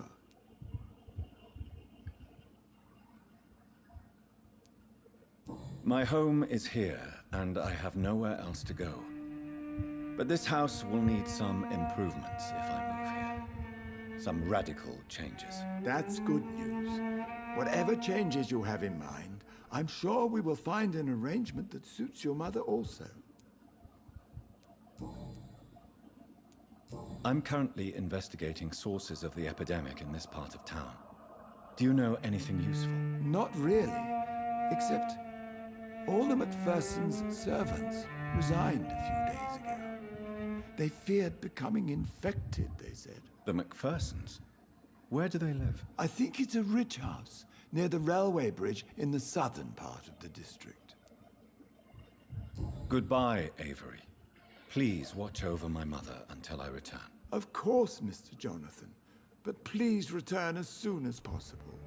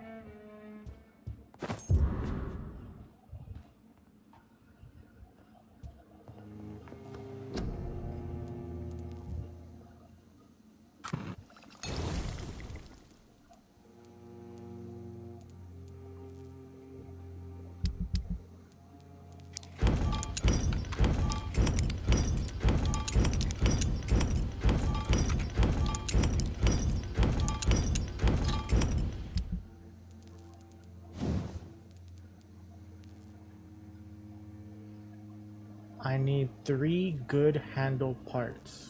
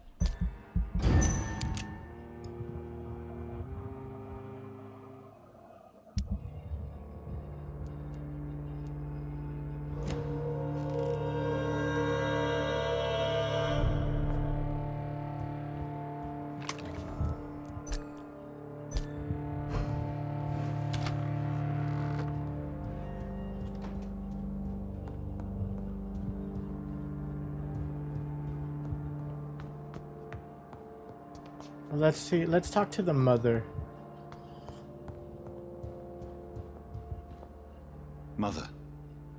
Good evening. Jonathan! Is it you? Where have you been, my prodigal son? I'm right here, Mother. I'm finally home. Yes, for this son of mine was dead and is alive again. He was lost and now found. But where is your sister? Where is Mary? Mary? She is gone, Mother. I know she's gone. The question is, when will she return as you have? I miss my grandson so much. It's been days since their last visit. Mother, do you know what's been going on in this area? Not really. I don't go out much due to the epidemic, and when I do, I tend to get lost. What do you mean you get lost? I hope you don't go outside alone. Of course not. When I go out, your father always comes with me, but he leaves me there sometimes, and I have trouble finding the way back. Have you returned to Whitechapel Cemetery since Mary's funeral? I never want to go back to that awful place. Wait. I think I went back once. And you were there too. And Mary? No, that can't be true. It was just a bad dream, Mother. A nightmare, yes. Mary was so angry. I walked back home alone. If that kind policeman had not called Avery from the station, I don't know what would have happened. Tell me, Mother, how are you? All alone in this big house with only Avery to take care of you. I'm sad most of the time. Sad that you have left me here alone. Sad that you don't tell me when you come or go. I'm so sorry, Mother. It wasn't supposed to be like this. I was coming home. I was home. London, the Thames, and then it happened. What happened, Johnny?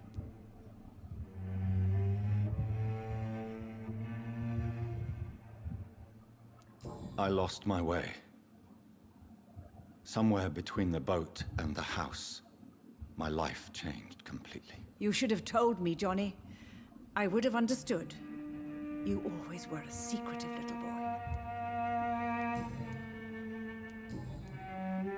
Do you need anything, Mother? Can I help you? I just want you to stay with me, Jonathan. Your room is ready.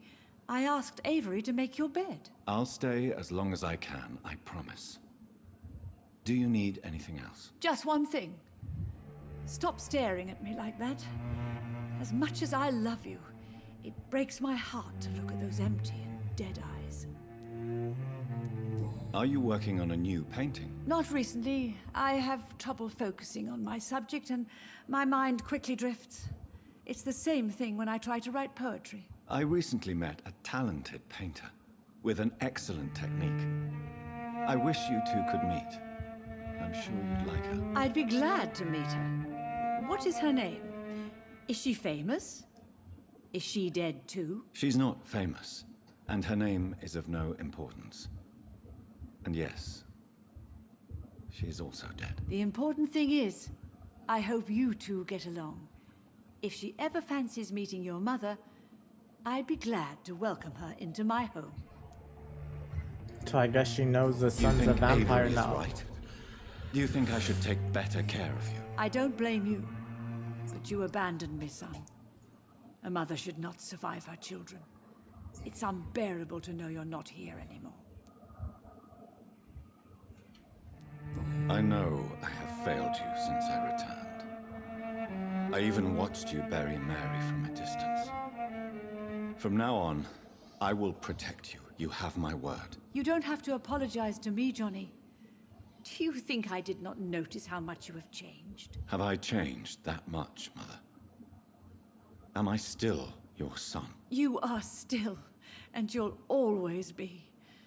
Despite your pale skin, your bloody eyes, and that echoing sadness in your voice. Why do you say Mary is visiting you, Mother? You know that's impossible. Why should it be? Are you not standing in front of me right now? Why should it be any different with your sister? But Mary really is dead, Mother. Yes, And are you not dead too? Isn't your father dead? And my grandson? And my son-in-law? You're all gone. But you all still visit me from time to time. Interesting.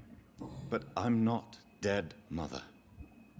I'm really here, talking to you, trying not to cry. Oh, it breaks my heart to have to tell you this. But of course you're dead, my darling boy. Just look at you, as pale as my Mary. She thinks she's seeing a ghost. Goodbye, Mother. Try to rest now. Goodbye, son. Please come back soon. So she's seeing all her loved dead ones. She's hallucinating.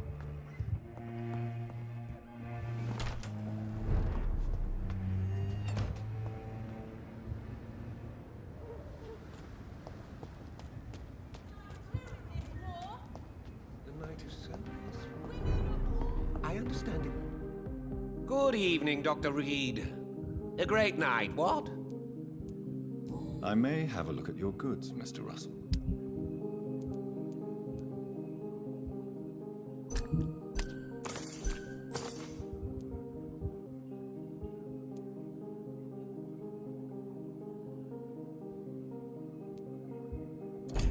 I hope I bought the right part.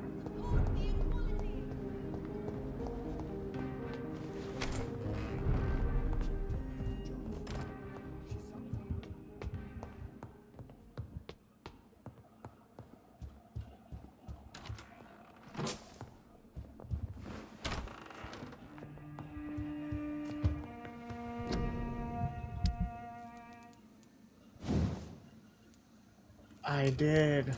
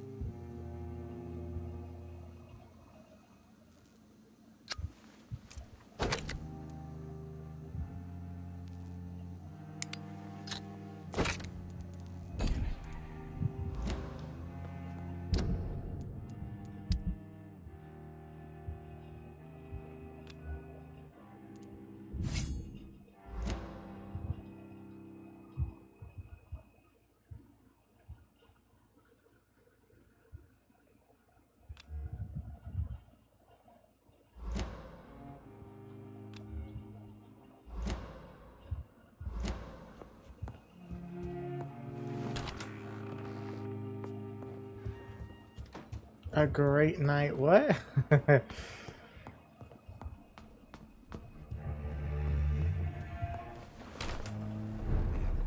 Like, I don't think I came this far in this story on my first playthrough.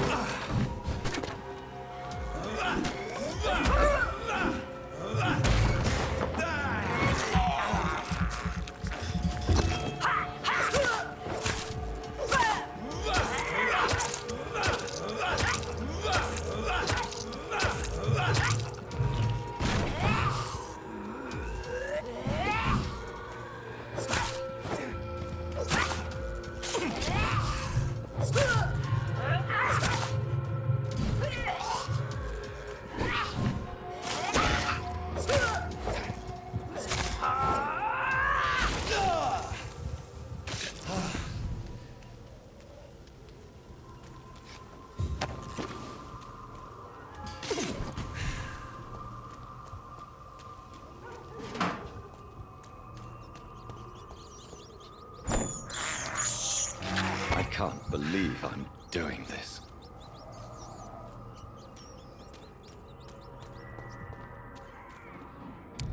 I'm gonna have to fight them again.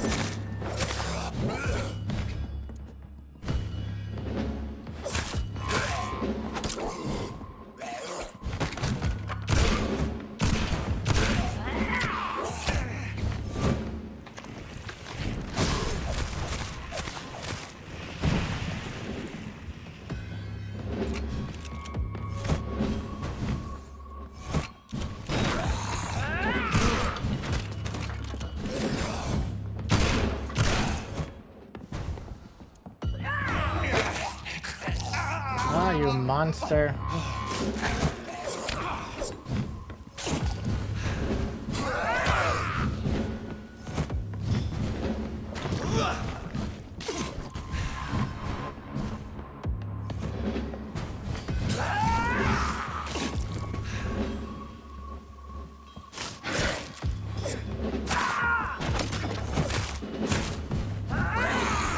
Ah!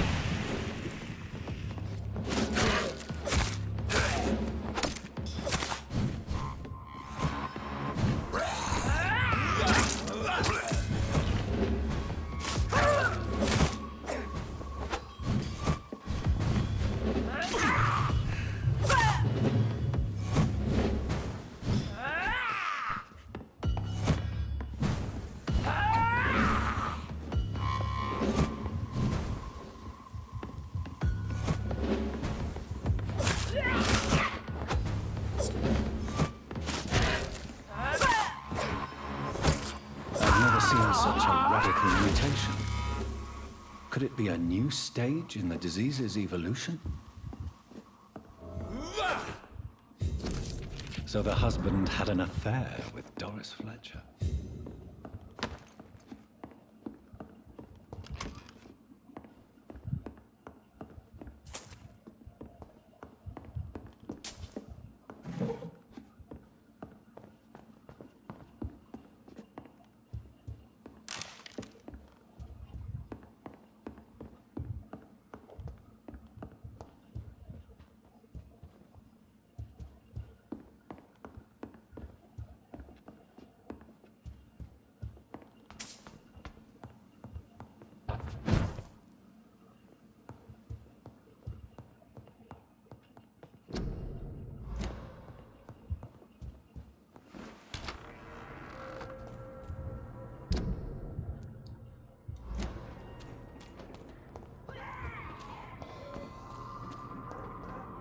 Still here. Me too, Vortex.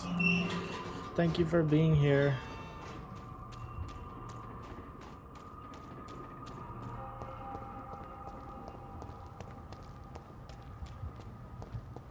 Please, sir, whether you need to buy something or not, I'm happy to help.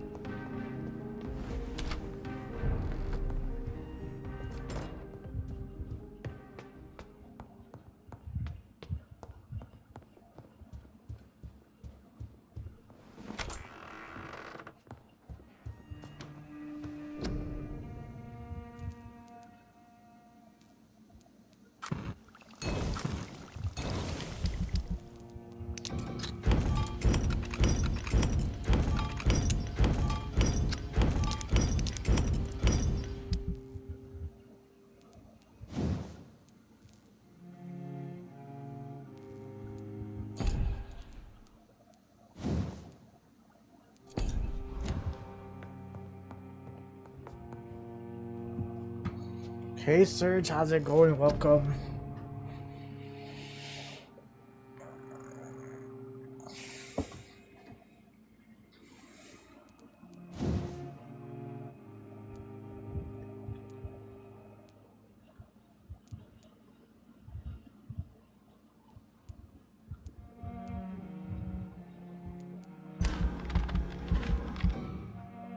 Oh, I need 3,000.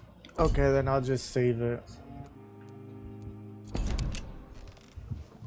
Good, and you? What are your plans for the rest of the day?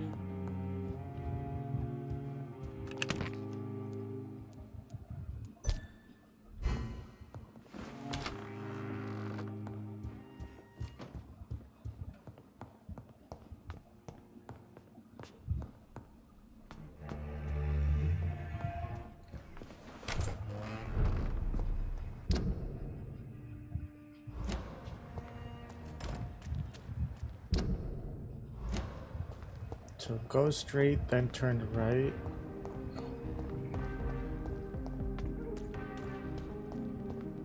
Why are vampire hunters sniffing around here? I need to find out what they're after.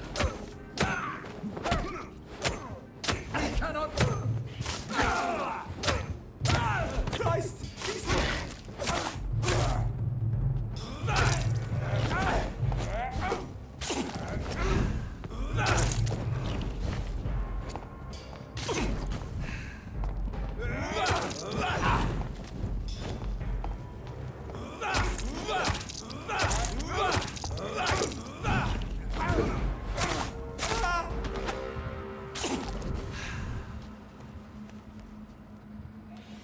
Just gotten on the Power Worlds.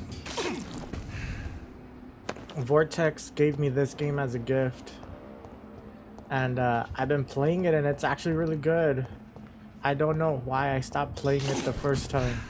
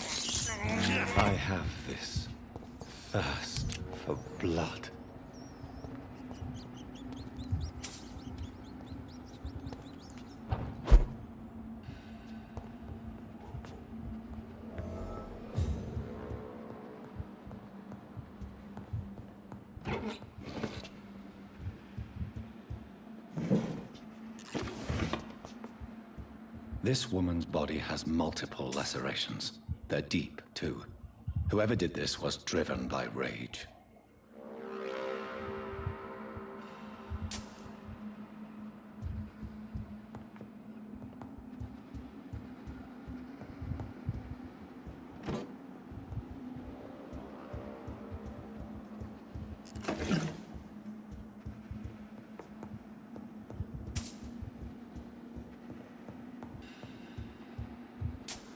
He had his tongue removed and his eyes gouged out. He was a victim of brutal torture. Scary.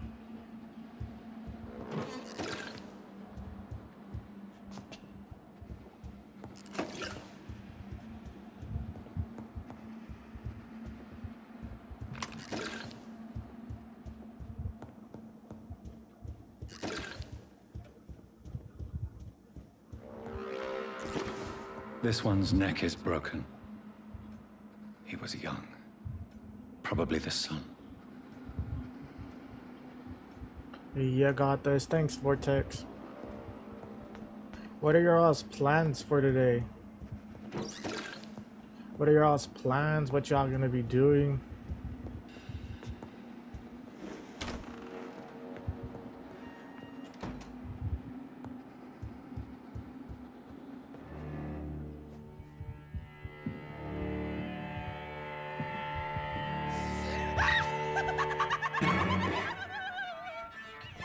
You thought I was dead too, didn't you? No, I was just pretending. Doris told me I could have been a great actress. You killed your family. They mocked my talent. Same, no plans, just game. Well, we found the source.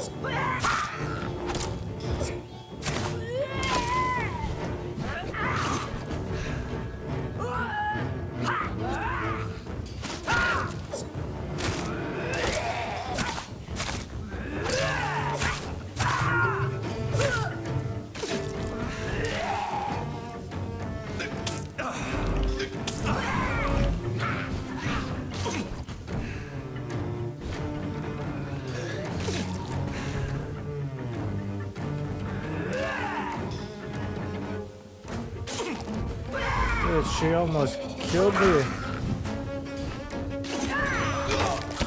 Shit.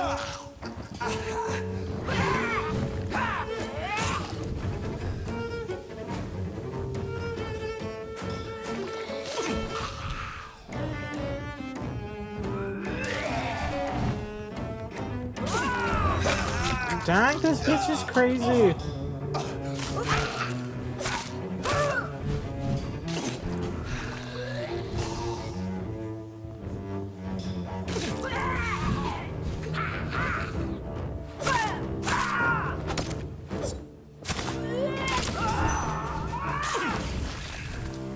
I got her. Sheesh. She almost killed me.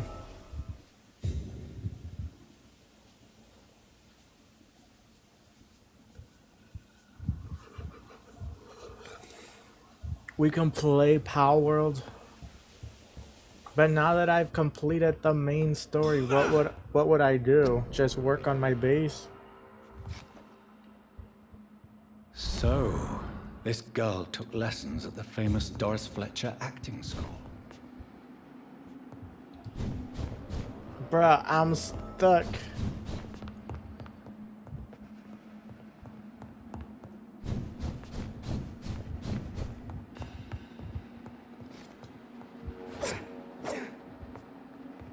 How the hell did I get stuck in here?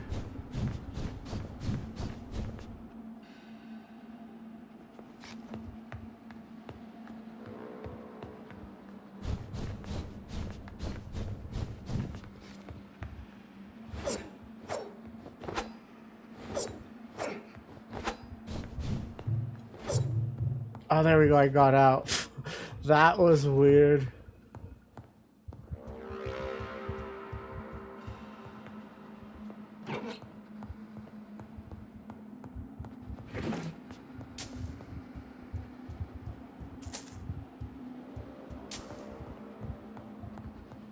Doris Fletcher seems to be the missing link here. It can't just be a coincidence. I should go to her petting school.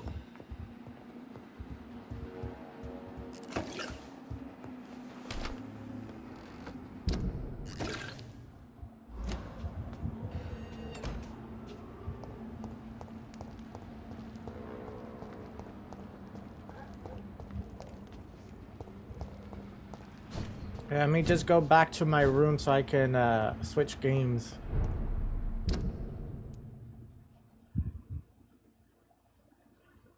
Gotta go this way? Yeah, this way.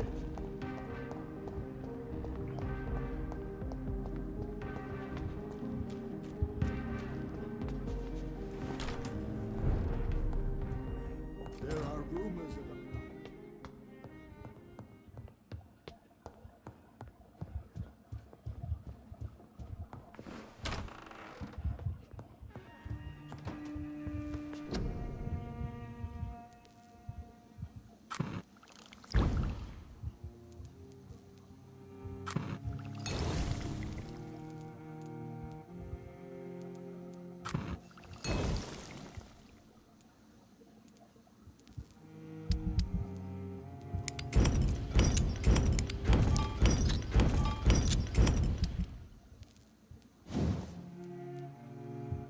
I just need one good handle part and I can upgrade it to gold.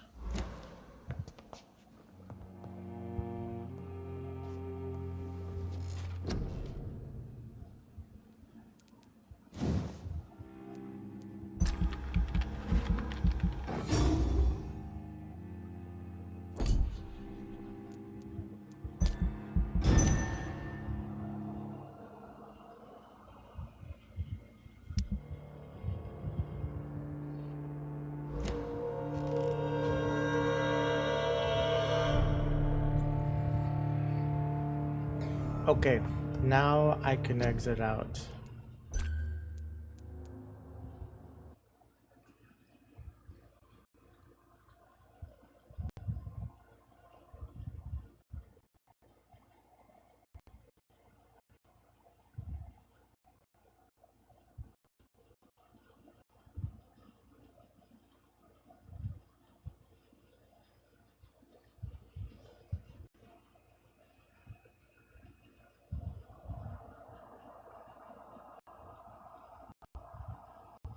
Oh, I need to launch Discord too.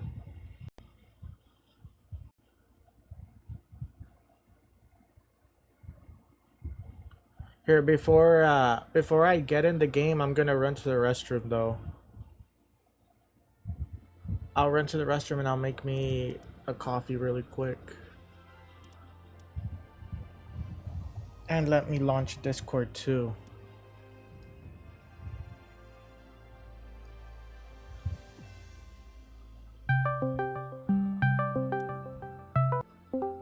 Hi. Oh, hey, Vortex, you gonna play some Power Worlds with us too? I mean, wait, who, are you talking to Vortex or? Yeah, she's in the call with us.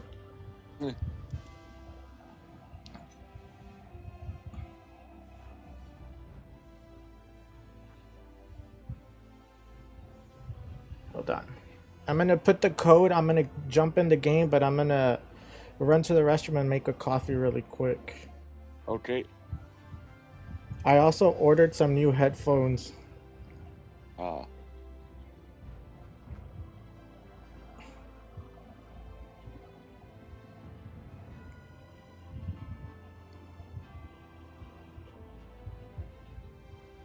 Wait.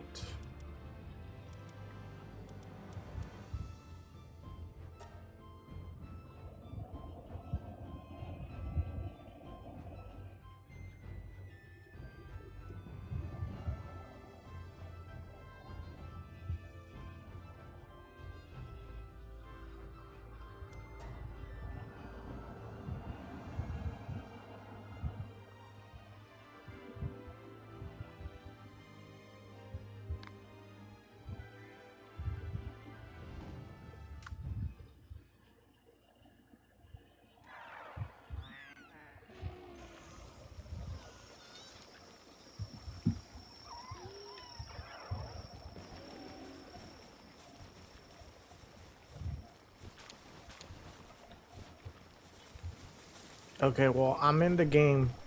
I'm just gonna be here in my base for a little bit, and then I'll be back. Okay.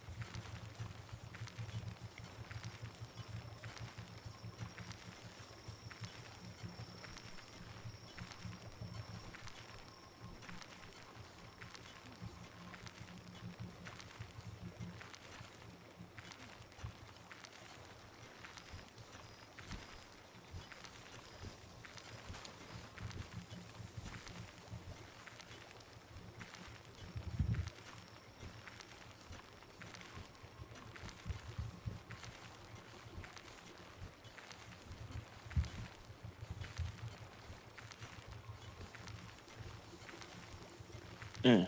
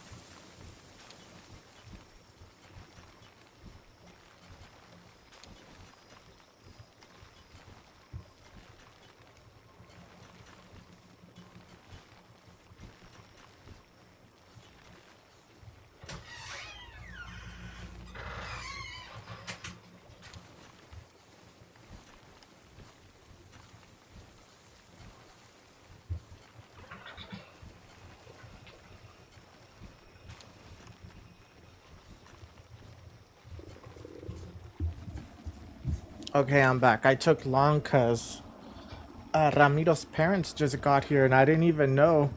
I went back inside the house and I'm like, is there a ghost here? Like, the TV's turned on. Who turned it on? Is there a ghost? It was Ramiro's mom watching TV. Maybe it was the ghost of your ancestor with the big ass forehead that turned it on. It's because we have like these huge ass foreheads. We can talk to each other telepathically. And we can turn the TV on and off with our big ass forehead. Because we have, yeah, I'm sure because I have more mental capacity. It's all that knowledge in there. And yeah, why do you have 5 brain cells and whatnot? So why? It's because I'm so smart. Those 5 brain cells are smart. No, that is some bullshit right there. I have 5 Albert Einstein brain cells. That's all I need. Mm-hmm. Yep. Something seems fishy about that one. You sure? I'm more sorry when you have Albert Einstein brain.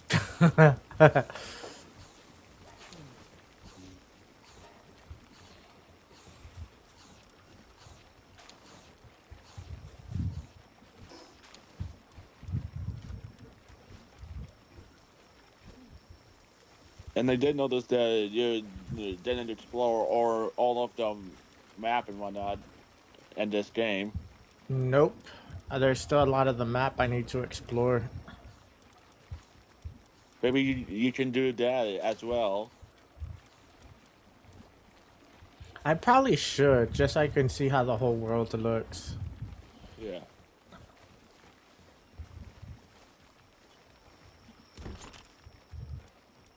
There might be some palaces that you probably don't have yet.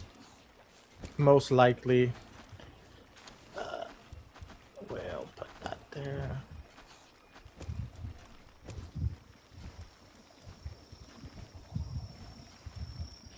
I need to make like the good spheres because I only have 1 ancient sphere and 1 soul sphere. You get those from the ancient workbench.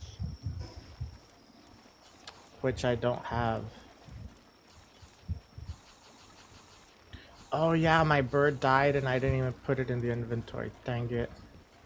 It was, because due to that boss and whatnot. Yeah, the final boss. Yeah.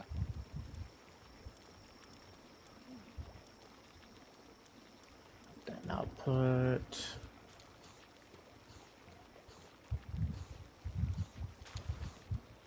Oh, you know what? I'll put this one because I could write it.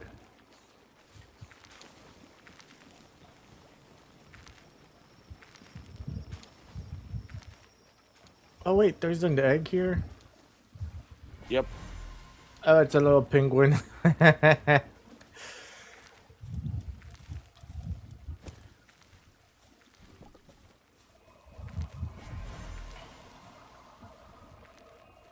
Is Vortex playing with us? She's in the map.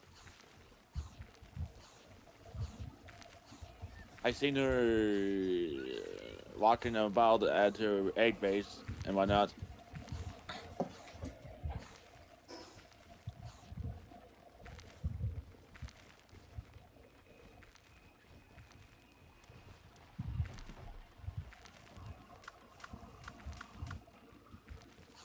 I'm gonna get the pals that I can travel on because I'm just gonna go off exploring. that one, this one there.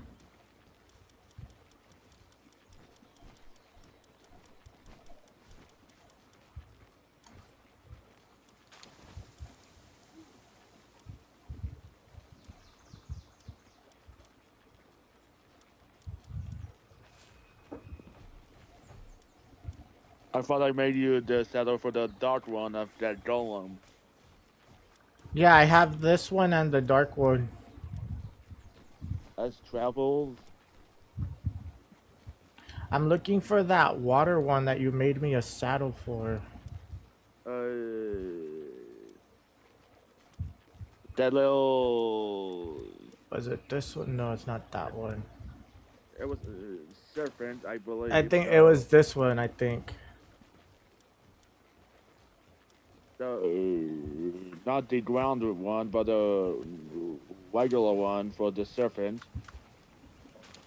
It says it's a water type. Yep, that was that one. Yep, this is the one you gave me. Now, let me see where I want to go. Like, is there anything? I'm going to go to the edge of the map, I think. I'm just going to go south and see what I find.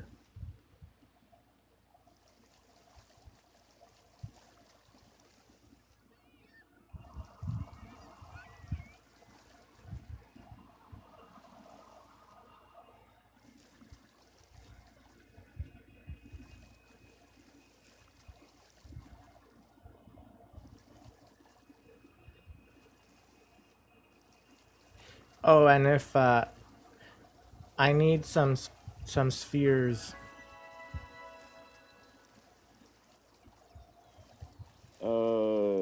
I only have one soul sphere, but fairly ancient.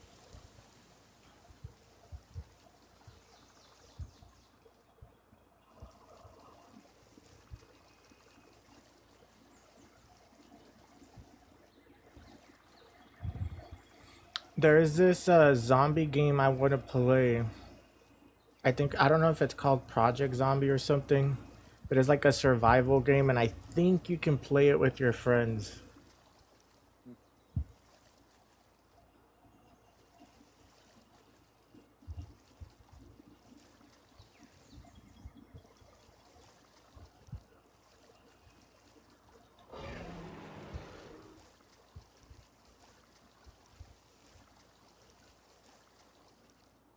The hell is that thing floating in the sky? Oh, which one? Oh, it's a base. In the water? Yeah. I see it. Should I attack it? It has some loot in it.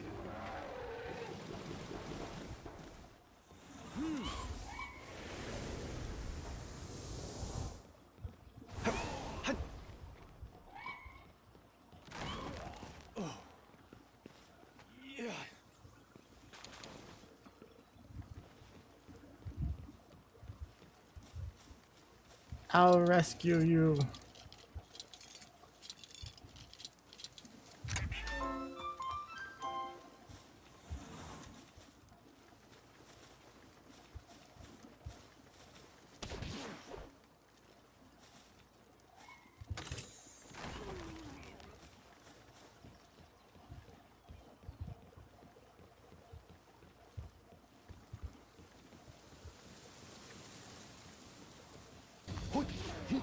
Bruh, I killed them with just one hit.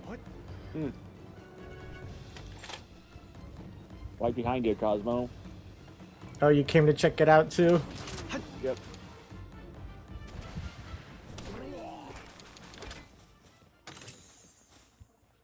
Oh, it has a blueprint for a fishing rod. Here's some ancient spears, Cosmo. Oh, thank you. I need that. And here's an egg for you.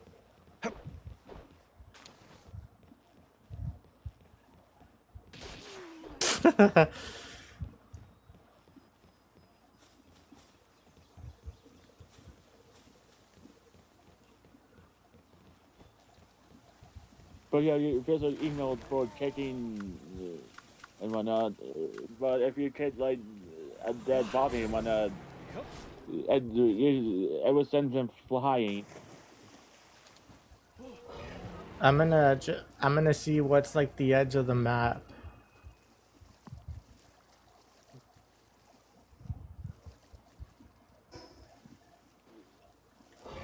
I'm like super curious to see what happened.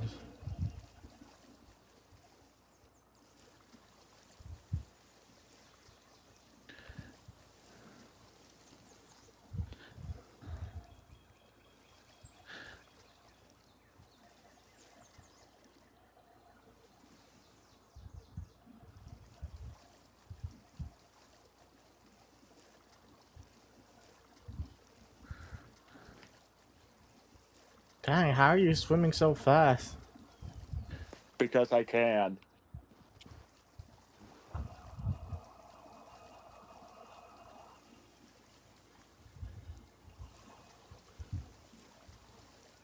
Dang, how are you swimming so fast?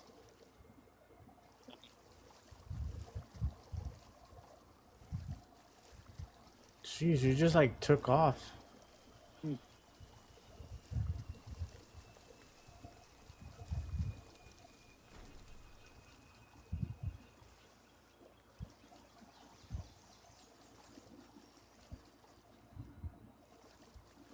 Do you think we're gonna find anything hidden?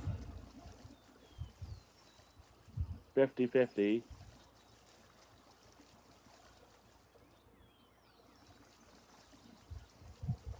And also Notch joined the game. Oh, nice.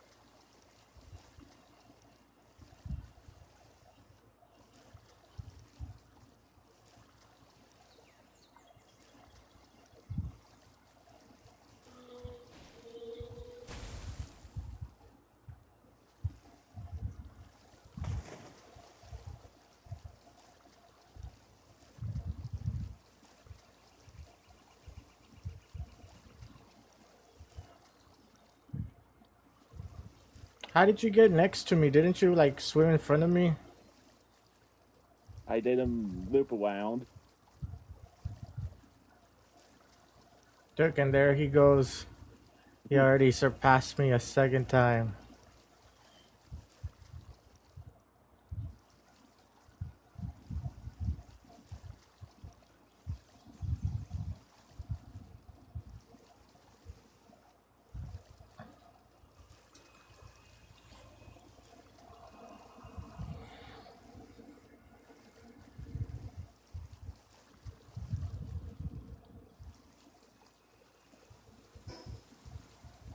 I don't even think we're close to the edge of the map.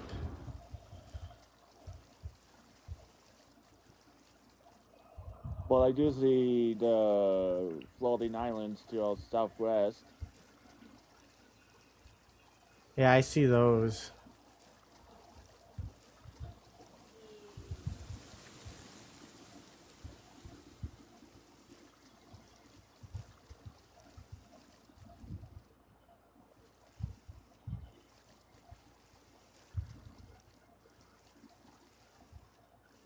Oh look, we got to the edge of the map.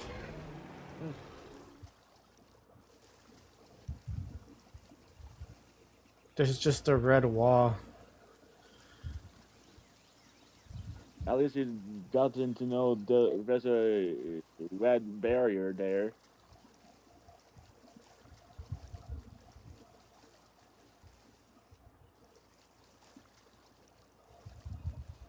Well, now we know what the edge of the world looks like. Yep. Hello again. It's like, hi, bye.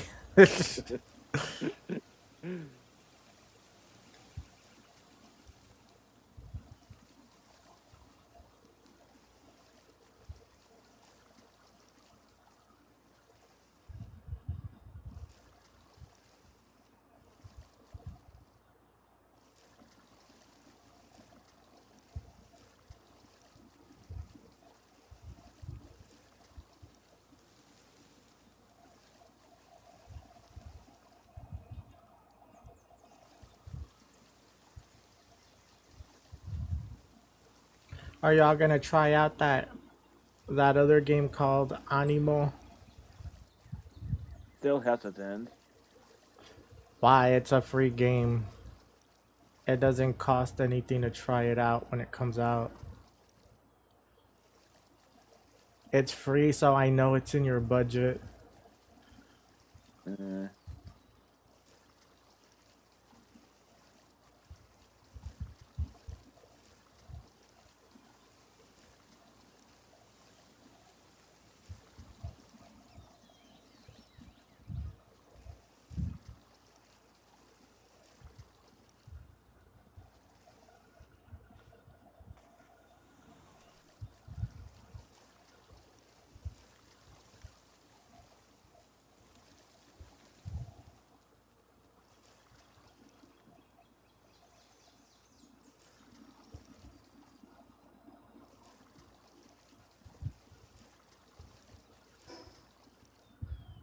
Look, I'm gonna swim all around the edge to see how it looks, and eventually try to come back over here.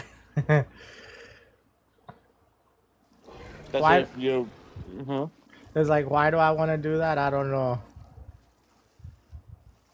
That's if your pal doesn't die of starvation.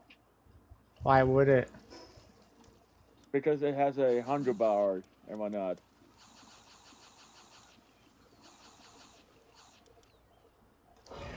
I have plenty of food on me.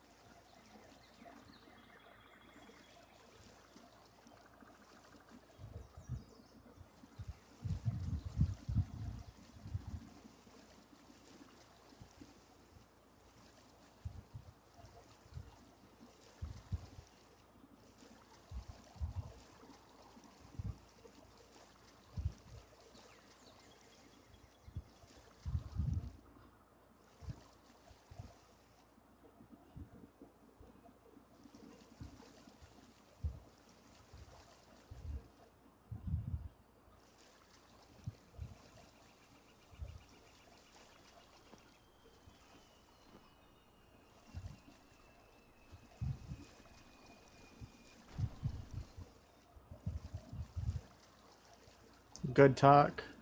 Yep. Good talk.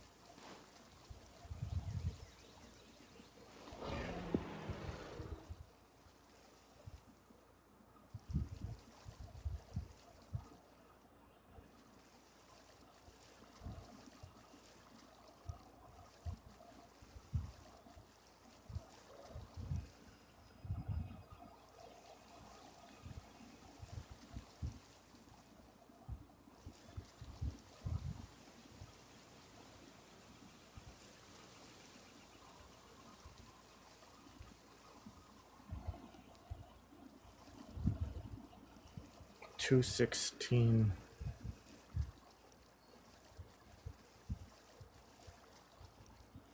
Oh, for your timing and whatnot? Yeah, it's 2:16 for me. But I've been awake since like early in the morning.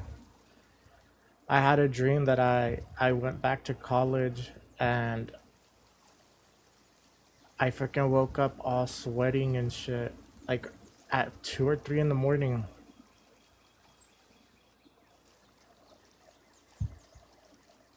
That was my nightmare.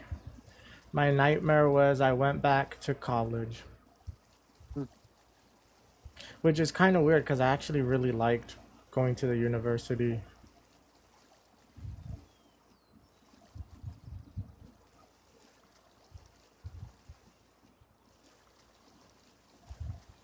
Like, the only reason I stopped going to the university was because that shit's expensive. And I'm like, dang, do I really want to pay that much money every fucking semester? And I have to pay it back, and I'm not guaranteed a job.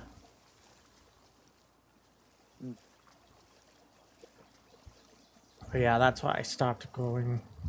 Because it was too expensive. And I did not want to get in like a lot of student debt.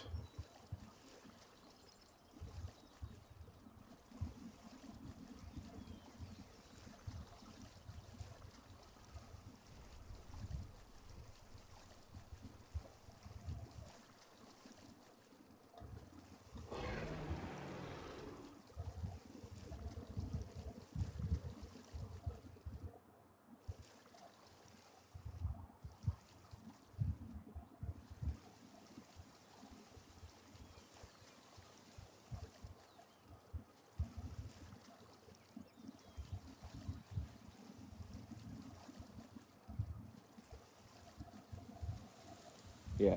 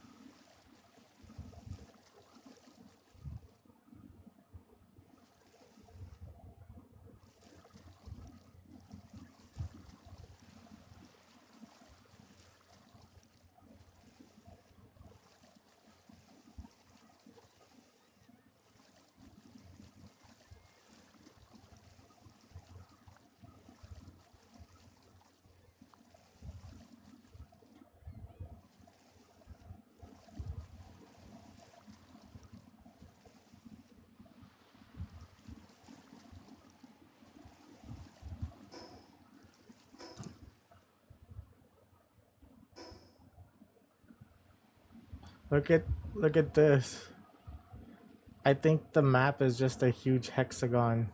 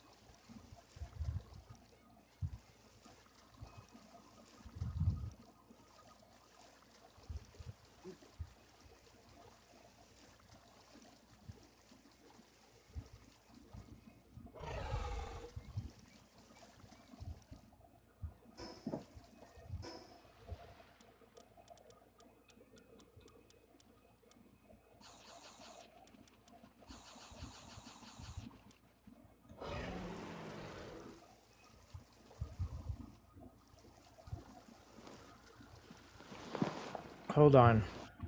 I'm gonna What? put something on YouTube on my phone. So Okay. you'll probably hear it, but oh well. Let's see.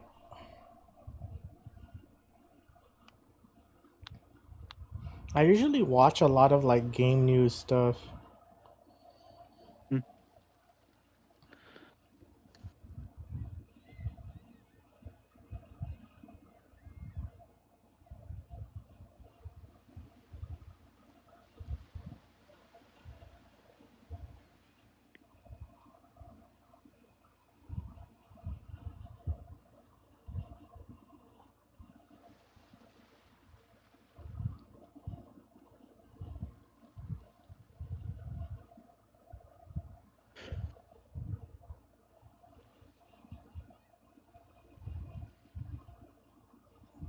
No longer going to be moving If forward it's with too their loud, whole let me know. Xbox Everywhere Okay. campaign and your toasters and Xbox, and that was all a Sarah Bond and Phil Spencer thing that they're no longer moving forward with.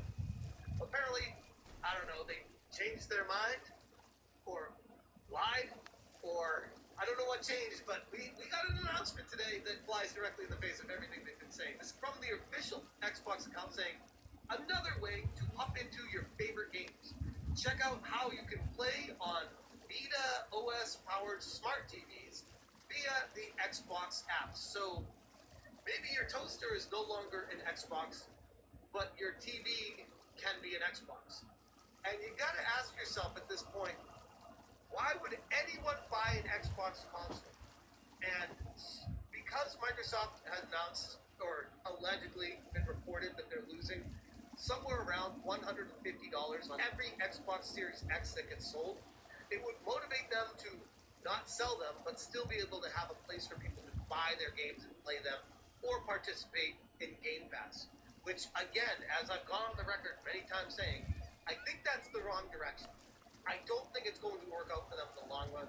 We've seen how many streaming services come and go between Amazon Luna, that is falling apart at the seams, the Google one, Stadia, the Netflix gaming that has been failing on all fronts, and now Microsoft is like, we can do this. We can try to do it without a console too.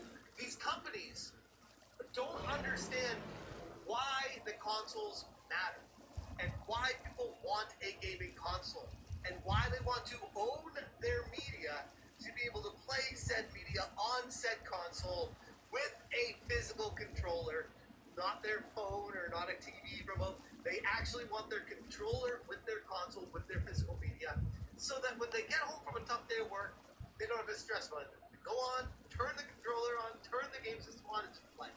They don't have to be like, oh wait, did I have my Game Pass set up? Do I log in my TV here? What's my internet speed? Will this game stream perfectly? How much am I paying for the Xbox streaming service? Like all these extra things, keep it simple, stupid.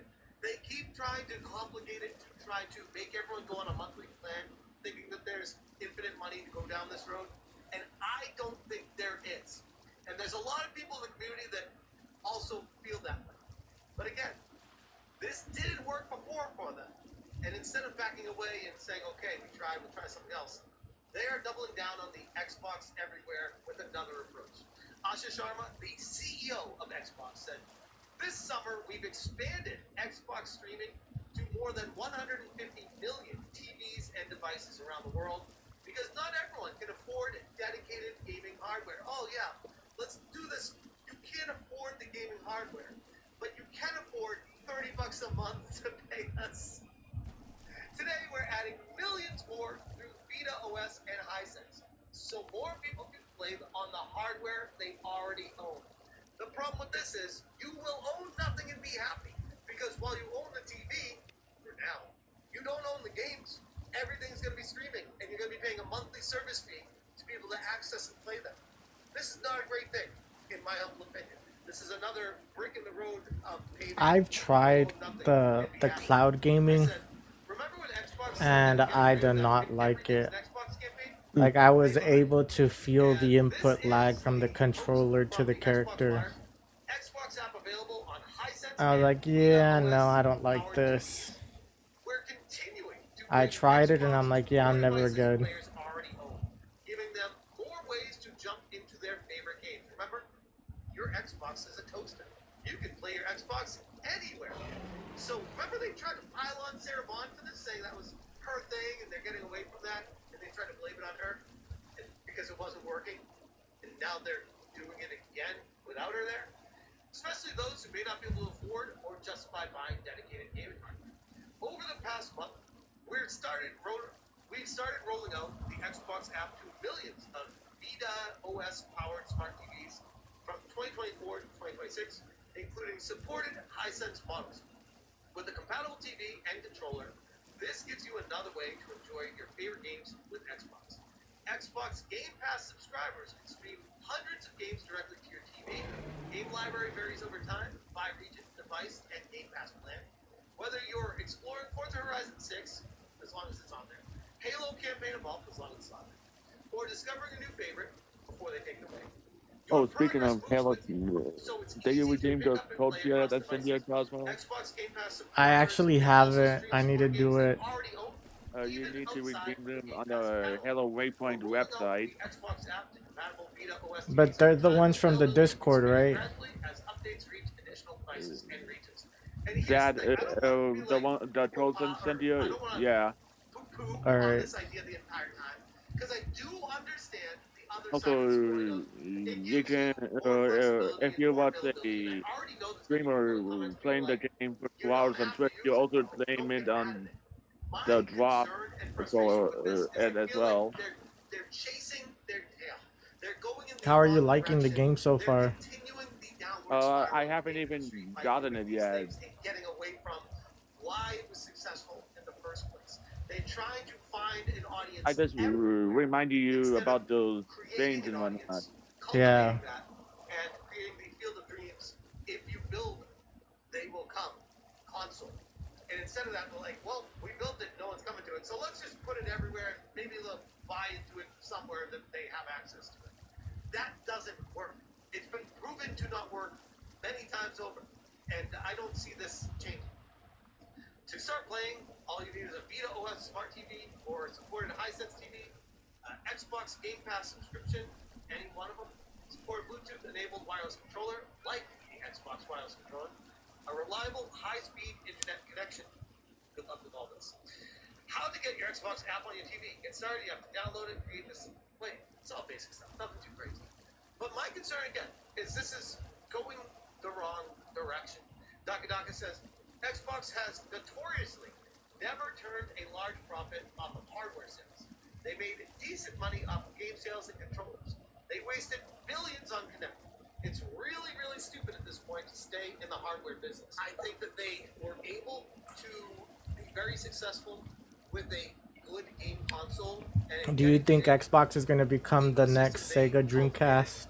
with the Xbox 360, Who knows? they started to get away from that. It started to spiral. I mean, And this is why for sure, I don't think Xbox is going to disappear because they own a lot of different IPs for different games. They own a bunch of studios. So like even if they were to stop making a console, I don't think they would stop making games. on every console. So, strengthen the Xbox platform led by console, shifting the Xbox Studio system from a decentralized model to one that's more focused around our strongest franchises and biggest new ideas. See the Fallout push. Xbox will build long-term plans for its biggest franchises, return to growth by the end of fiscal 2027. And this is the leaked memo. This is becoming a trend right now. Like, leaked memos used to be like a big deal, like, oh my god. At this point, it's just like with Asha Sharma, it's like anything she says internally, which I kind of like too, by the way, it's shown to some people in the media that they share it with everyone. So at least we know what they're doing on the inside, at least publicly with their employees. Xbox CEO lays out priorities in memo after major reset, and this is the memo here after the reset we talked about. Since taking over in February, which we talked about before, in Thursday's memo, Sharma laid out 4 Xbox priorities for fiscal year 2027. 4. Strengthen our platform led by console. Grow great games into global franchises.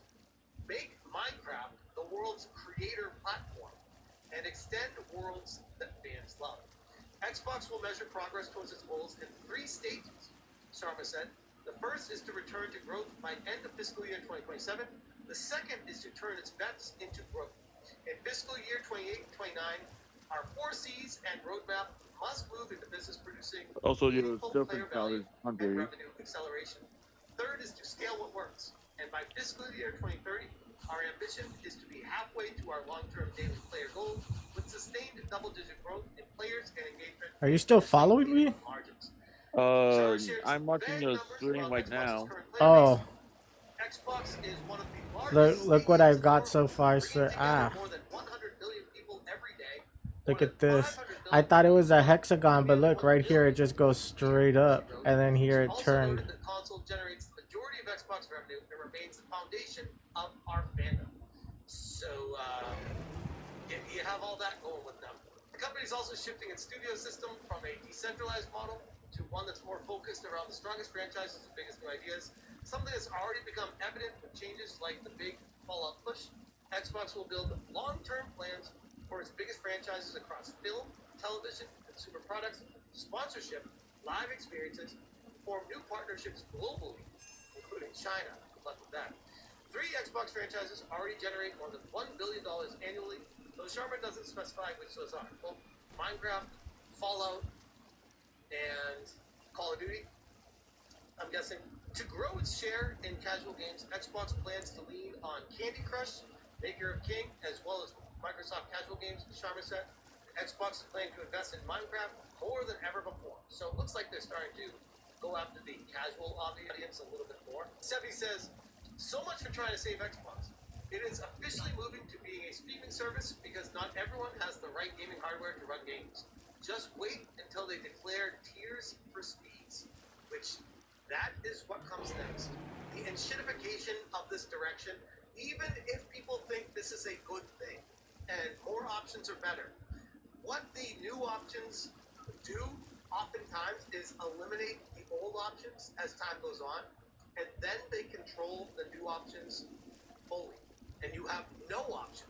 And you have to go with what they say, including, oh, now we're introducing tier speeds because these games take more bandwidth to stream to you. It's going to cost more if you want it, and that's what it's going to turn into eventually. Artemis Century, I can see it now. You'll have more tiers of Game Pass for this. That's why they lowered the price. They're prepping for more tiers and streaming access on your other devices. I mean, if Amazon Luna is doing it driving, why can't Microsoft do the same thing with their own version of a Fire Stick? It's like Google Stadia wasn't a cautionary tale, but just an experiment. I know they're banking on Google Stadia was just too early to this rush. Tom Warren says the Xbox app is now rolling out to Hisense TVs. The app lets you stream games through Xbox Cloud Gaming and a Game Pass subscription to Hisense, LG, Samsung, and Fire TV devices. Which again, more options is great, except for if the more options end up being the only option in the future, then it's a terrible thing. And I'd rather they just never did it in the first place. Gaming Ledger. So back to Play Anywhere, and we'll leave it with this. VGP, we need to close the gap by investing in what players value. Asher Sharma, we value physical media games. Project Helix. So is that what you're gonna do then? You're gonna focus on physical? If that's, I mean, what does that mean? What players value? Because if that were true, looking over what's happening with Sony right now, you would say players clearly value physical games. There's a large portion of people, I don't think it's a vocal minority, and if that's a minority, that's still a lot of friggin' people that want physical games. They want to take away the option so that they have full control. And the all-digital future is all scary.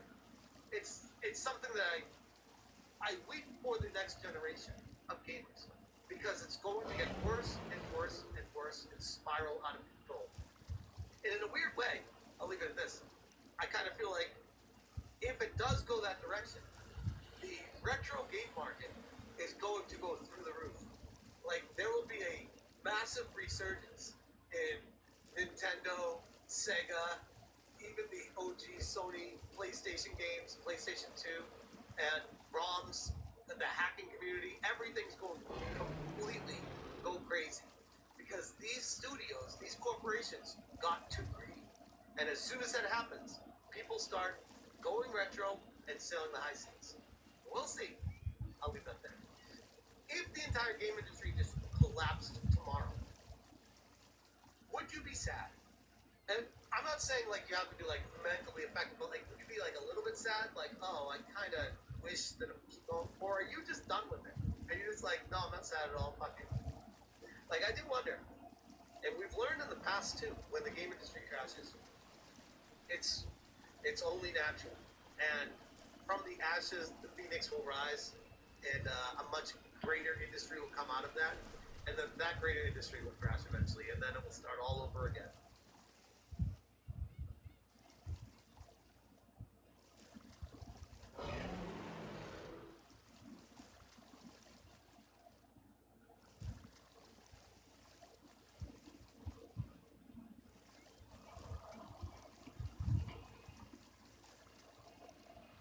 Why am I doing this? I don't know. I'm just curious. I'm so curious. Well, ladies and gentlemen, the Zelda Ocarina of Time remake situation just got a little bit more exciting because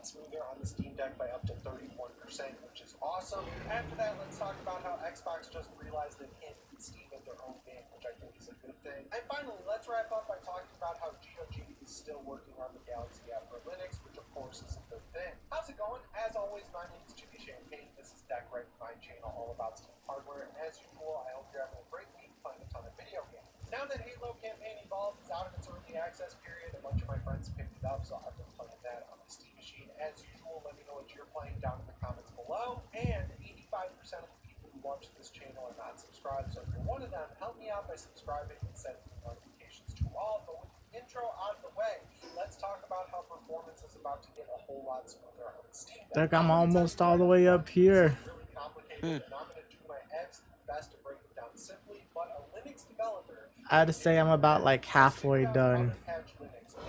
For now, at least. Yeah. Once I'm done with the edge, then I'll work on the rest of the map.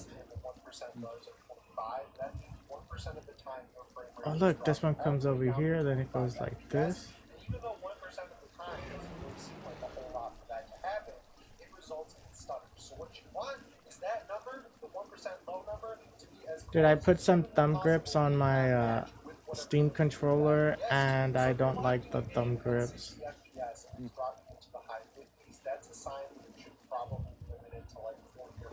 They feel slippery.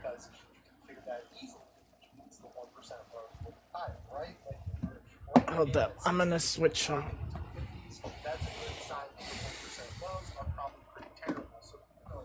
I have some thumb grips on my Nintendo Switch Joy-Cons.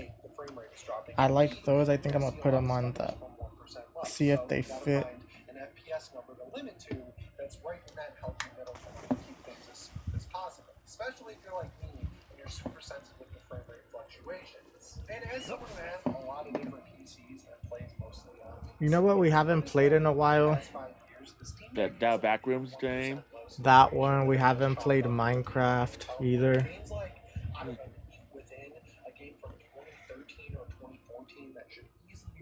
We also haven't played Gigabass in a while. When a cutscene starts, when anything new happens in the game, sometimes you can see weird little stutters that just didn't make sense. Thumb grips fit a little big, but yeah, whatever.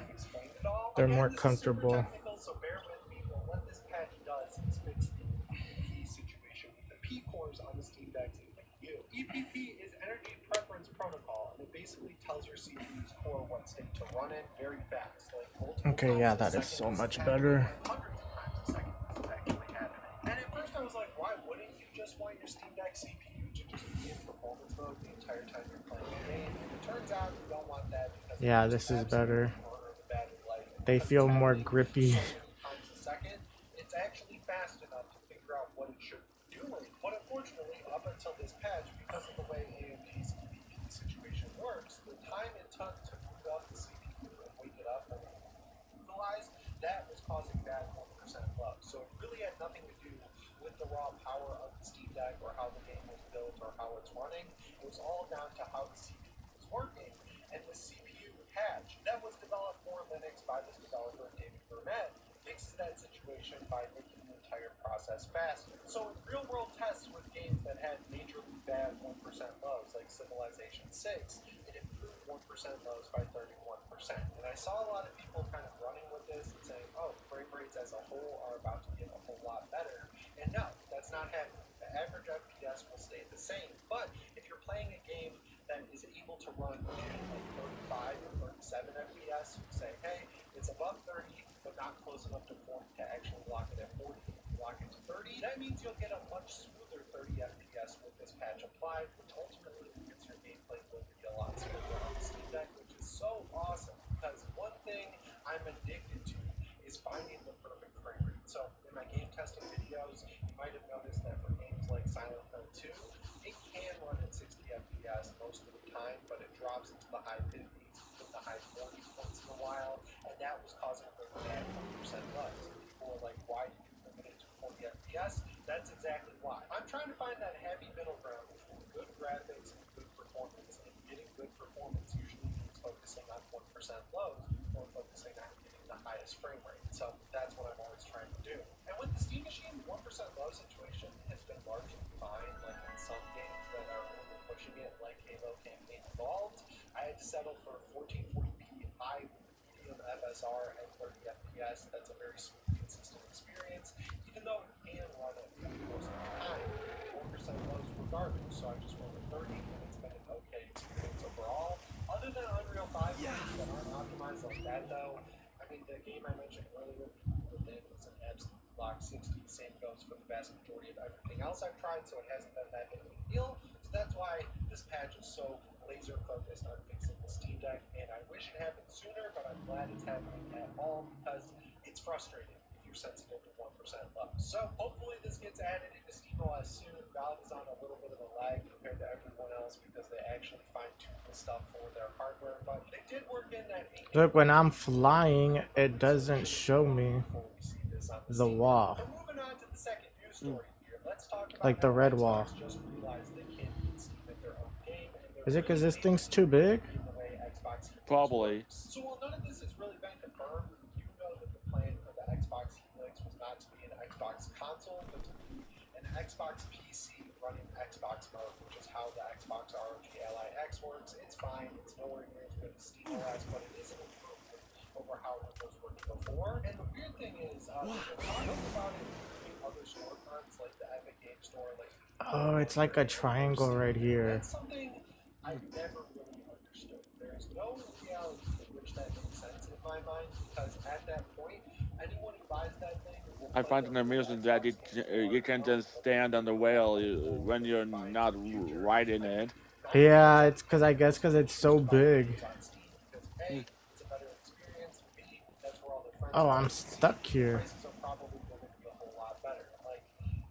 I guess. Oh, I threw that by accident. Stupid. And Xbox got real-world data that proves this because apparently 75% of people who bought the Xbox Allies, the Ally White Edition and the Ally X Black Edition, subscribe to Game Pass and use that service to play most of their games. But out of the 25% who bought that thing and don't subscribe to Game Pass, 98% of them bought all their games through Steam and just completely ignored the Xbox app. So Xbox looked at that situation, looked at the PC they're building, and said, hey, we should probably think this. And I'm just really questioning what's going on at Xbox because I feel like this entire situation is something a 5-year-old could figure out. Like, if you have the option to use Steam, you're probably going to use Steam. So it seems like they're just taking the longest way around possible to get to the conclusion that the Xbox Helix should probably be a console so they can subsidize it with the price down because we know it's using an expensive chip that's on par with the 9070 XT. And then they can take games like Elder Scrolls 6,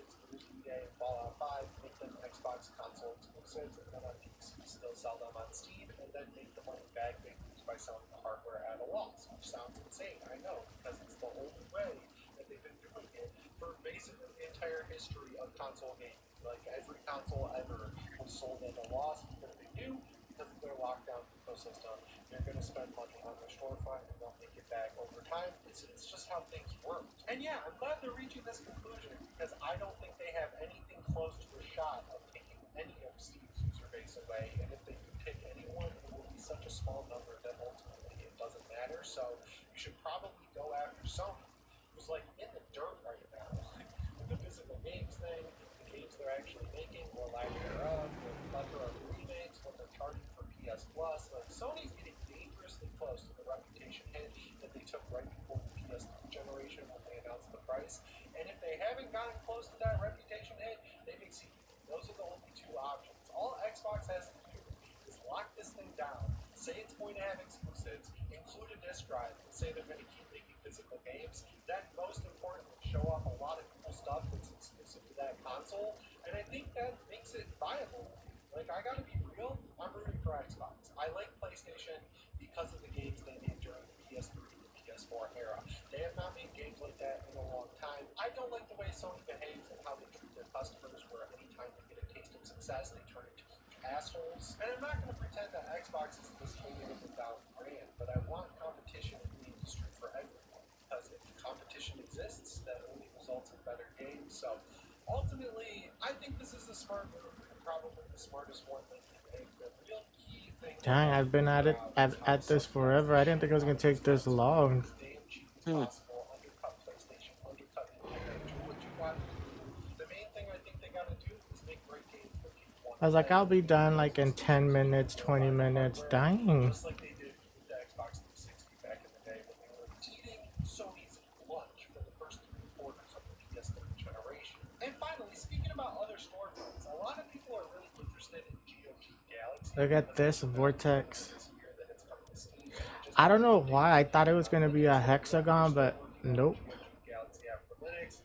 Now I want to know, is it gonna have like a shape of a fish? I have no idea. I'm fine to wait because you know you can just download the Heroic Game Launcher. Or is it just gonna be like a random shape?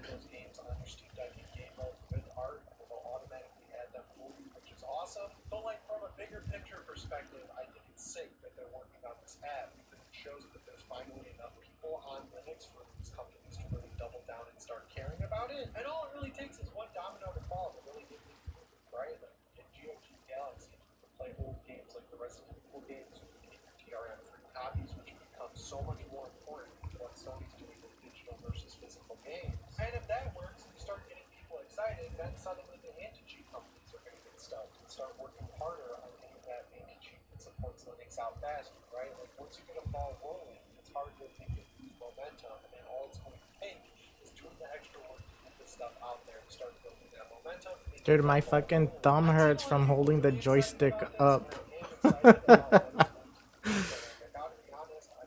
You haven't really bumped through, didn't you? I'm telling you, I didn't think it was gonna take this long, and now that I'm like already like more than halfway, I think it's like, well, I'm committed at this point. Pretty much. No backing out.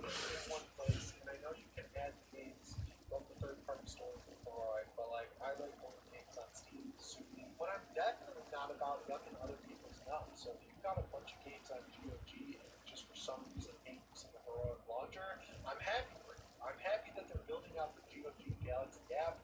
Huge shout out to Gaming on Linux for getting the scoop on this one just by emailing and asking them. Great job. No one thought to do that other than me, which is honestly kind of crazy. But yeah, guys, that's all I've got for you in today's video. If you want to stick around to the end, shout out. I guess I'll let you know I'm working on more content again. I just needed to talk about the situation with Halloween game where it looks awesome, but it's being made by Gun Media and Delphonic, and both of them have their own histories of bad reputational damage. So people are excited for Halloween, but they don't trust a single thing about it. I'm in the middle, but I think the people who are upset are justified, and I just needed to talk about it. So if you want to see that, go subscribe to my channel, Jimmy Champagne. I have even more videos coming up, like one about the whole drama situation with the Resident Evil, where it looks really good, and Zack Snyder's amazing, but it doesn't really look a lot like Resident Evil. I wanted to break that down. And then I gotta talk about the Terrifier lawsuit because it is so insane. So got some good stuff coming up there. If you're at the end of the video, you clearly like my content, and I think a lot of you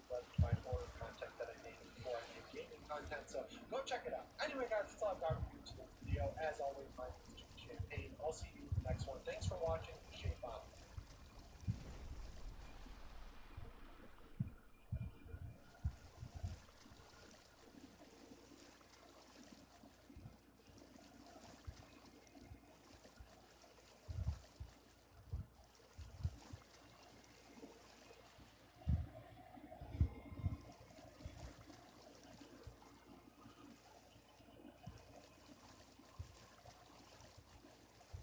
This is a PlayStation 5.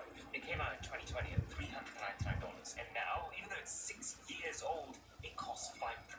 Nintendo's announced a price hike to their Switch 2. The Xbox raised its price 3 times since 2025, and the scariest part is not even the extra money, it's what's happening around it. Because at the same time, PlayStation announced it's going to stop shipping physical game discs entirely. Xbox has axed 5 of its big game production studios and fired thousands of people in what's being called one of the biggest single layoffs in gaming history. All while Nvidia has started capping how many hours a month you're allowed to play when using their services. Craziest part?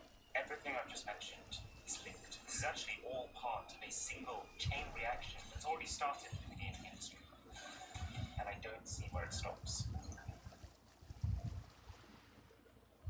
To understand what I mean, if we were to take apart this PlayStation 5, inside, you would find 16 gigabytes of RAM, or memory, which it needs to be able to run games. A single AI chip from Nvidia, the Blackwell Ultra, requires 288 gigabytes of memory, 18 PlayStation 5's worth of RAM. Now, it is a fancier type of memory than what's in PlayStation, but it's made on the same production lines by the same companies. So every gigabyte that goes into this is a gigabyte that can't be made for a PS5. The problem is when AI companies buy chips for their data centers, they don't just buy one. Chips are sold in racks, each containing 72 of those AI chips. So one rack equals 1,300 PlayStation 5s. Oh dear. And they don't just buy one rack. Racks are purchased in clusters. Last year, Microsoft switched on their first big cluster to help power the growing needs from OpenAI's ChatGPT models. That cluster was 64 racks in one go. 83,000 PlayStation 5s. And here's where it gets truly terrifying. Even that was barely a test run compared to the scale on which these new servers are being set up now.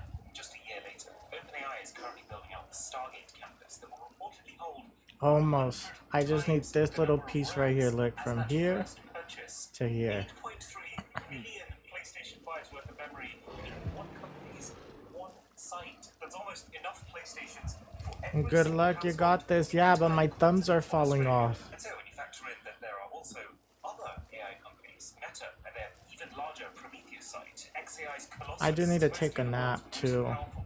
Well, I'm gonna try to take a nap. galloping headfirst into the AI wars, we have reached a point where AI data centers are now estimated to be swallowing up 70% of the world's memory output. 70% is going into building services that we barely heard of 5 years ago. And that has left everything else on the planet that needs memory. Every phone, every PC, every car, every console having to now fight over the small and rapidly shrinking pool that's left. Why don't they just make some more memory, you ask? Well, I don't think they want to. You see, the entire world's memory supply comes from largely 5 companies. But if we're talking about the specific type of memory used to make RAM, that's only 3 companies. Samsung, SK Hynix, and Micron. And these 3 companies could choose to invest tens of billions into new factories to be able to produce more, but that would take 3 to 4 years. Wait, if Samsung makes like the memory and all those computer parts, why the fuck are they increasing the price of the PlayStation? If they're the ones that make it.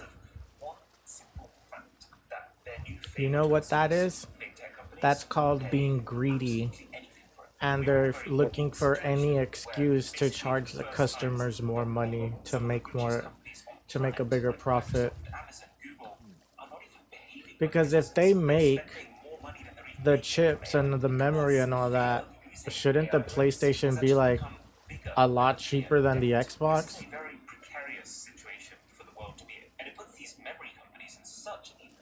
Well, every RAM store that makes it is affected. Yeah, but PlayStation makes those chips. Intel are building a giant So AI if PlayStation makes those chips and those components, how is it going to affect themselves? I mean, it's going to affect everyone else that buys it from them. But if they need those components, well, obviously they're going to get it. They're going to give it to themselves first before they sell it to somebody else. price of a single 60GB stick of RAM rose almost 300%, according to Tom's Hardware's RAM price index. Asha Sharma, CEO of Xbox, has said the price we paid for console storage components was over 2 times as high as we paid last fall. These costs have since doubled again. And as we plan for the 2027 holiday season, we expect another significant increase, taking us over 5 times. And then PlayStation also said that they're not going to have physical copies anymore. And that their new PlayStation, which is what, like PlayStation 7? That it's 6, that it's not even going to have a disc, like a disc drive. It's going to be all digital. But then at that point, it's, if the console is going to be all digital and all your games are going to be all digital, doesn't it make more sense to just buy your games on Steam or on PC? Like, if it's going to be all digital, might as well buy the games on the PC. It's going to be the same price, if not cheaper, than PlayStation. And then you also have the PC with that. You can use it for other stuff. Like, you can watch movies, surf the web, use it for school, work. You can customize it. Xbox have the worst May in its entire history, and it's much bigger than just PlayStation and Xbox. Any company that makes any type of computing hardware. I was speaking to the director of one of the big Windows handheld companies, the companies that make this kind of stuff, and his words were, man, Windows gaming handhelds and computers are dead now. No company will launch new products if the memory prices continue to rise. It is crazy. How bad do things need to be for a director of a currently operating business to call their own business dead? Even like Valve, typically the strongman of value gaming, just launched their Steam Machine, a box that's barely as powerful as the 6-year-old PS5, for $1,049. It's not going to be the next Steam Deck, put it that way. So all of a sudden, the home console, the bastion that for 30 years has been the affordable way to game, the thing your mum could buy you at Christmas, is quietly drifting away from a staple to a luxury purchase. Now, gamers aren't going to stop playing games, right? But are they going to have to start changing where they play them? Very possibly.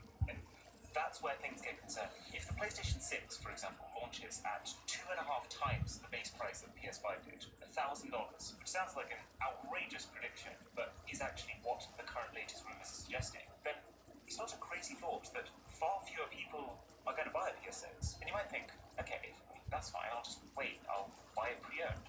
But it's not about just us, the individual. See, the entire console gaming industry relies on momentum. These companies have to sell tens of millions of these consoles right out the gate to prove to developers that their new platform is worth developing for. It means that a new console is basically either all or nothing.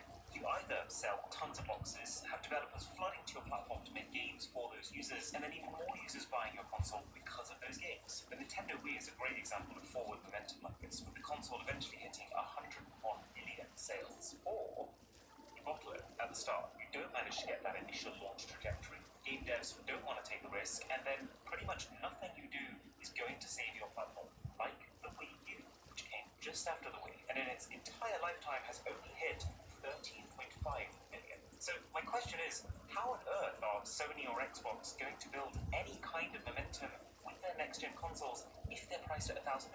If the PS6 launches and only 5 to 8 million people buy one in the first year, whereas 80 million people are currently on PS5s, which platform are developers going to prioritize their games for? Obviously the old one. Sure, they'll make a version that runs at a higher resolution with the latest hardware, but any sensible developer who's going to have to spend maybe half a decade pouring everything into their next game is going to do everything to make sure that it's PS5 users who are getting an optimal experience, because that's where the money is. So now, there is even less reason to upgrade. And the spiral descends. Because here's the thing, Sony more so than Xbox is a little bit protected in the short term. If no one buys PS6, then Almost done. PS5 install base to sell subscriptions and games to. But the install base of a console is like a melting ice cube. Consoles break, they get sold, they get retired, and players do slowly lose attachment and stop buying games for it across its lifetime. They drift over to PC, phones, or just out of the hobby. Normally, the thing that replenishes this pool of active users is the next-gen console. So if the PS6 ends up too expensive to do that, then the paying population for companies like Sony is going to shrink every year, with nothing refilling it.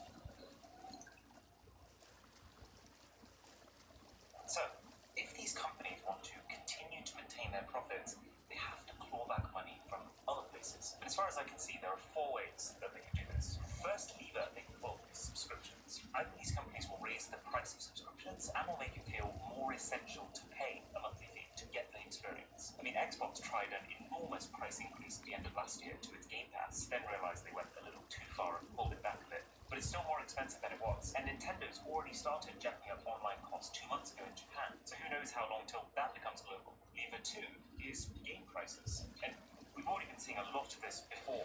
That's what I like about Steam is that you don't have to pay a monthly subscription. Then it jumped to $70 in 2020, only to now start another jump to $80 just 5 years after. If things carry on like this, we might be seeing the $100 video game sooner than we'd like to. The third lever is control.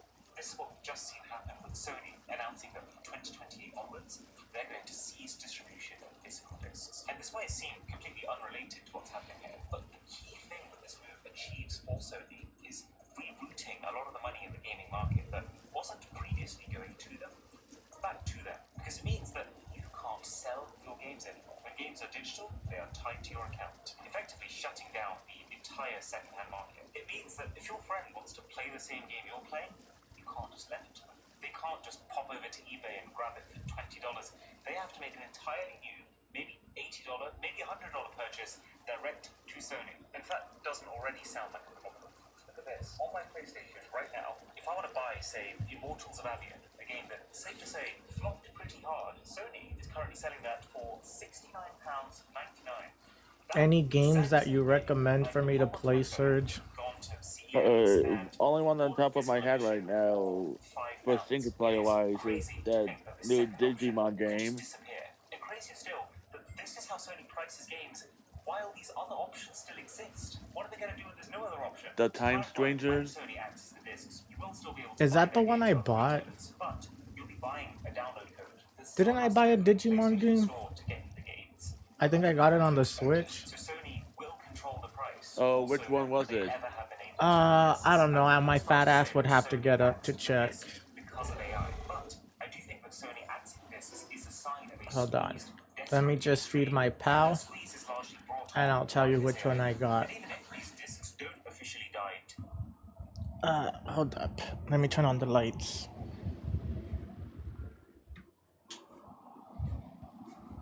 I could have sworn it was a Digimon game.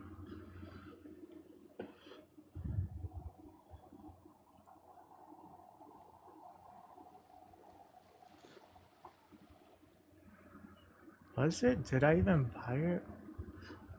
Oh, it's Nexomon. Didn't I get a Digimon?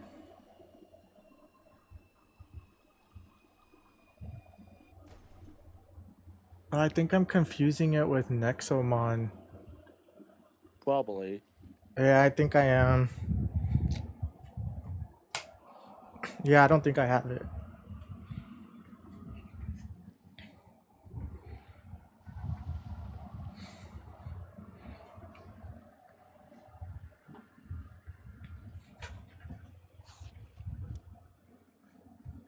How much further? Ooh, I am so almost done with this.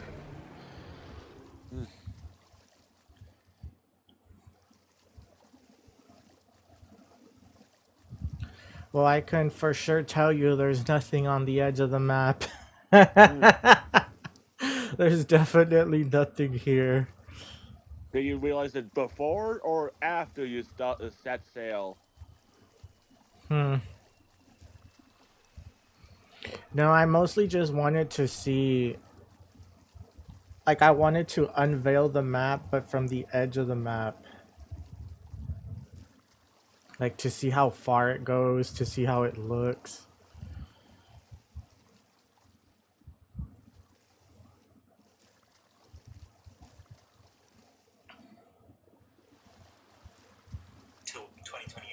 feels like the beginning of the end is now. With GTA 6, maybe the biggest game launch in history, but the only physical thing about the physical edition, I don't think I'm gonna get GTA day one.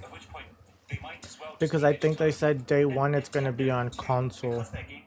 And it doesn't have a physical copy. And if I want to buy it on the Steam, I think they said you have to wait a year. Womp womp. so when you put it in, you're the one who has to download it, and you're the one using up your internal storage instead of theirs. And the fourth, Are you planning on getting it? No. the darkest one, I'm getting to. But for the time being, can you see how it's already getting more expensive and just worse? To be honest, I'll probably buy it, but once it's on discount. I'm not really hyped about it, to be honest. Whichever way this turns out, there is absolutely There are other games that I'm interested in. games becoming next generation. As long as it's outsold Fortnite and it's all good. There's this vampire game coming out close to my birthday. And it's by the same developers that made, not the same studio, but like the developers that worked on The Witcher. A bunch of them quit and they started their own studio. And they're making their own game, and it's a vampire game that's gonna come out in September. I'd say it's really rare for me to buy a game like day one at full price, but I think that's gonna be one of the ones I get day one. Especially after Cyberpunk came out. Yeah, I did. I think, as a matter of fact, I think Cyberpunk was no, because I got Hogwarts Legacy day one. And still, it means 3,200 potentially talented level designers, graphic designers, voiceover artists who were previously working on the next generation of games. There's a very good chance are just not anymore. Keyword, talented. Reportedly, the layoffs even include around half of the team at id Software, the studio that basically... Like, I think it's crazy how lately all these AAA games have been failing, but all the indie games have been succeeding, like Power Worlds. Yeah. Like, how is it's what I think is all these AAA games, they don't listen to the players and they just make slop. That's literally what it is, right? Yeah. They do all the DEI stuff, all that woke stuff. And it's like, dude, nobody wants that in the games. Nobody wants to be lectured. Like, people just want a game. It's like, nobody wants to play a game to be reminded about reality. People play games to escape reality. And I think indie games, like, they'll develop a game and then players give them feedbacks and they're able to make updates really quick, and they'll update the game with player feedback. And all these AAA games, they don't listen to player feedback. They just make the game, they give it to you. It's like, oh, if you like it, you like it. If you don't, you don't. But then you don't buy the game, and it's like, oh, it's because all these people are sexist and all this stuff. They're racist. That's why they don't buy our game. It's like, no, you made a game that nobody wants. These are dark times for video games. I mean, EA is even going all out right now on trying to create a new standard for how in-game advertising works. And they're not scaling them back. They're actually building a platform that would let advertisers in almost real time buy ads that will then appear onto billboards. And you completed the... How do you know I completed it? Map. It's called the map. But you can see me or what? Either I step on through the pressing my stick or move around with the left. I think I should be done now. There we go, look at that. 100% complete. But out of room. Yeah, the outline. Now, a lot of the issues that we've talked about Now my fat ass needs to go back to the land. Especially after COVID, when companies realized that they couldn't sustain the revenues that they had when all we were allowed to do was basically play video games. So they've been finding all sorts of ways to recoup those costs, both in-game and also by culling employees. Point being, the fire was already lit, but the AI crisis stacked on top of this already strained industry is like the fire brigade showing up with cans of petrol. The problems are now accelerating so fast that, yes, there's still a possibility that the memory crisis suddenly starts to ease. I hope it does. It is possible that this AI bubble, that some people are calling it, does just pop entirely. But the worrying thing is, if they don't, how much more can console and game prices keep going up and demand keep going down before this entire business model for a games console as we know it becomes unviable? I don't think very long at all. If the AI industry carries on doing what it's doing, then there's one of three things I can see happening. And I don't think any of them are good news. One, cloud gaming, like NVIDIA's GeForce Now, becoming a more popular alternative, so that NVIDIA can rent us the graphics card we can no longer afford to buy and own, and we can stream games from their servers for a monthly fee forever.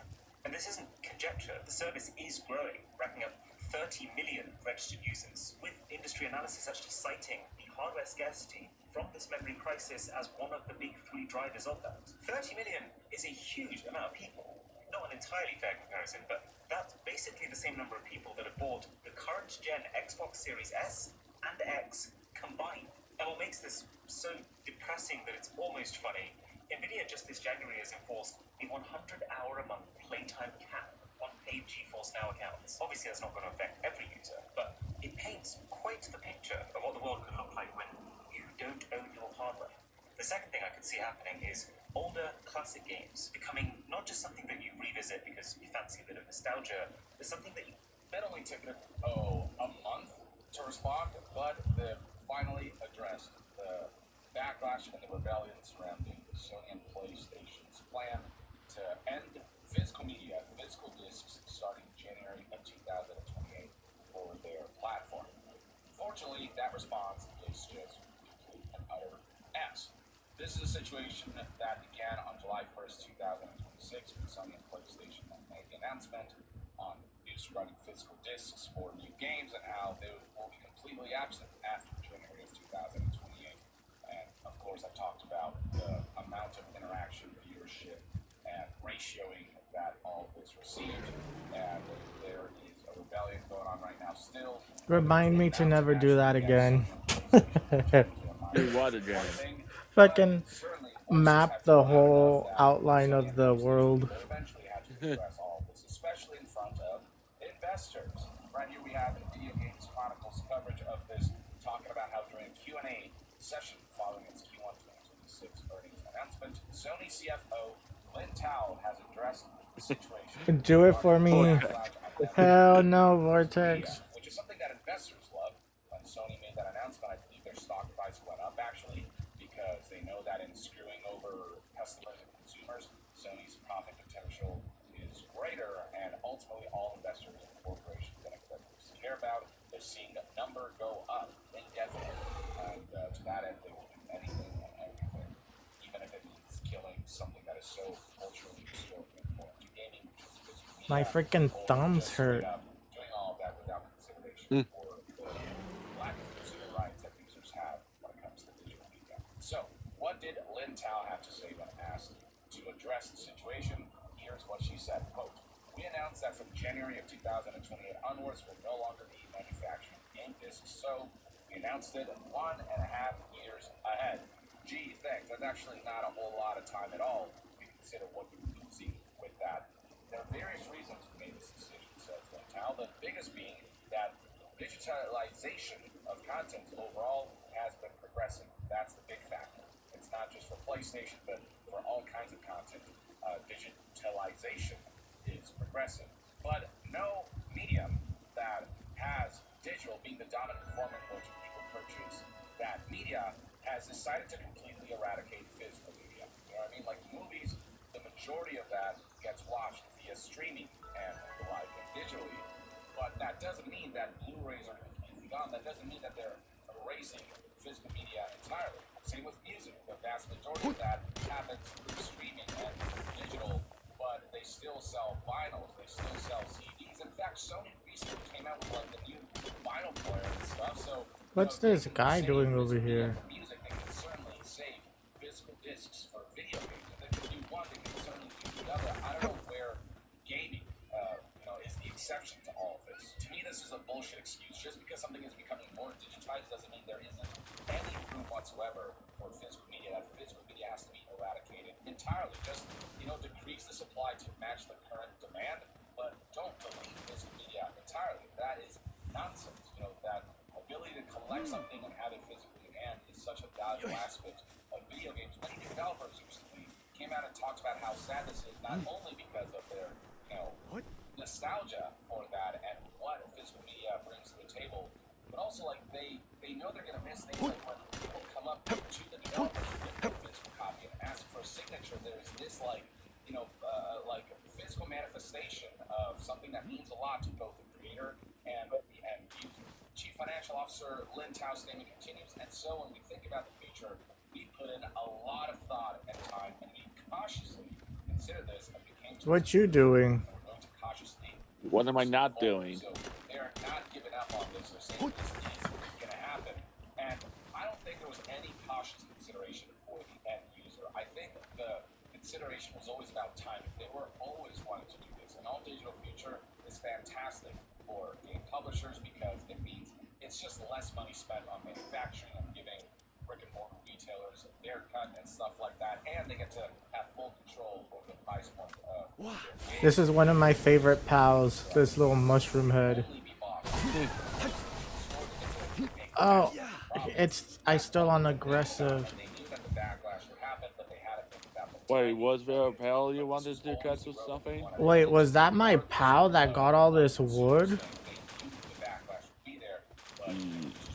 Dang. And yes, it is true that currently digital is far more dominant as a form of purchasing games than physical is. But physical, Dude, he like destroyed everything. you do offer the option of purchasing between digital and physical. While digital is more dominant, physical still sees a good amount of sales. But the thing is, so many platforms are starting to transition into basically all digital. So many game releases are starting to not even give the option of physical. And then they come out and say, well, see, there's far more digital sales than physical, but you're not even offering that option. They basically take figures across all platforms, including PC, and say, look at how many more copies were sold digitally. And again, it is Aren't you a good little pal? And then look how, when I jump, look at his little legs, Vortex. Oh, he didn't do it. Why is he not following me? Must be a visual lag or so. Even if digital is ultimately the majority, it doesn't What the hell is he doing? He's dancing. However, it doesn't mean that the demand for physical is so non-existent that it deserves to be completely eradicated from the face of the planet. Physical media should still, on some level, be available in the same way that it is for other media.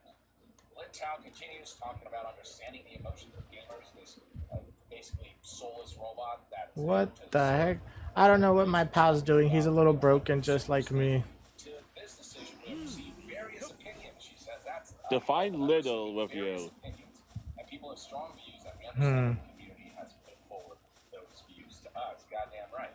Gamers are loved by many people. It's a form of entertainment that's loved by people, and it's connected to people's fond memories in many cases. And so we understand those emotions. You're just saying words. You don't understand anything, because if you did, then you would reverse this course of action. And then finally, you want to consider that in the future digital ecosystem.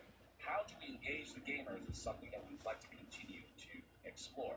Start by encouraging lawmakers to force you to stop having full control over our digital libraries. Make it so that you can no longer take away our digital media whenever license agreements expire or when servers go down and whatnot, like how it happened with the 550 movies that we have removed from people's libraries come September of 2026, or what happened when PlayStation Network went down and players just stopped being able to access their digital games. Same thing happened with Xbox. As long as digital continues to have such a lack of security and such a lack of assurance for consumer rights and their ability to have in perpetuity access to the products that we purchased, none of this freaking matters. Nothing you say matters. It doesn't matter, what you say about exploring how they engage with gamers on this front. You're not doing even the most basic necessary steps to ensure our security and, our agency over our products when it comes to digital media. You're like essentially pushing against that. You're doing nothing to actually give players some kind of security while you make this announcement. You just made this announcement and didn't give us anything additional. You didn't say, but, despite us ending physical discs, we are adding these additional functionalities to digital media, like the ability to buy, trade, and sell, or, Why is there a shiny light up here? control and agency elements for consumers. Oh, that was from the whale things. It said those materials respawn and whatnot. Oh, that's what that is. Well, there's an egg in this random spot. I hope your mom ain't coming back because I kidnapped you. They were also asked to address the potential impact that all of this will have. Tal was asked if Sony saw any impact now or in the future after they made the announcement, to which she said the following: "We're not seeing any impact on our business as of now. Going forward, about the content seals, a large part is already digitized.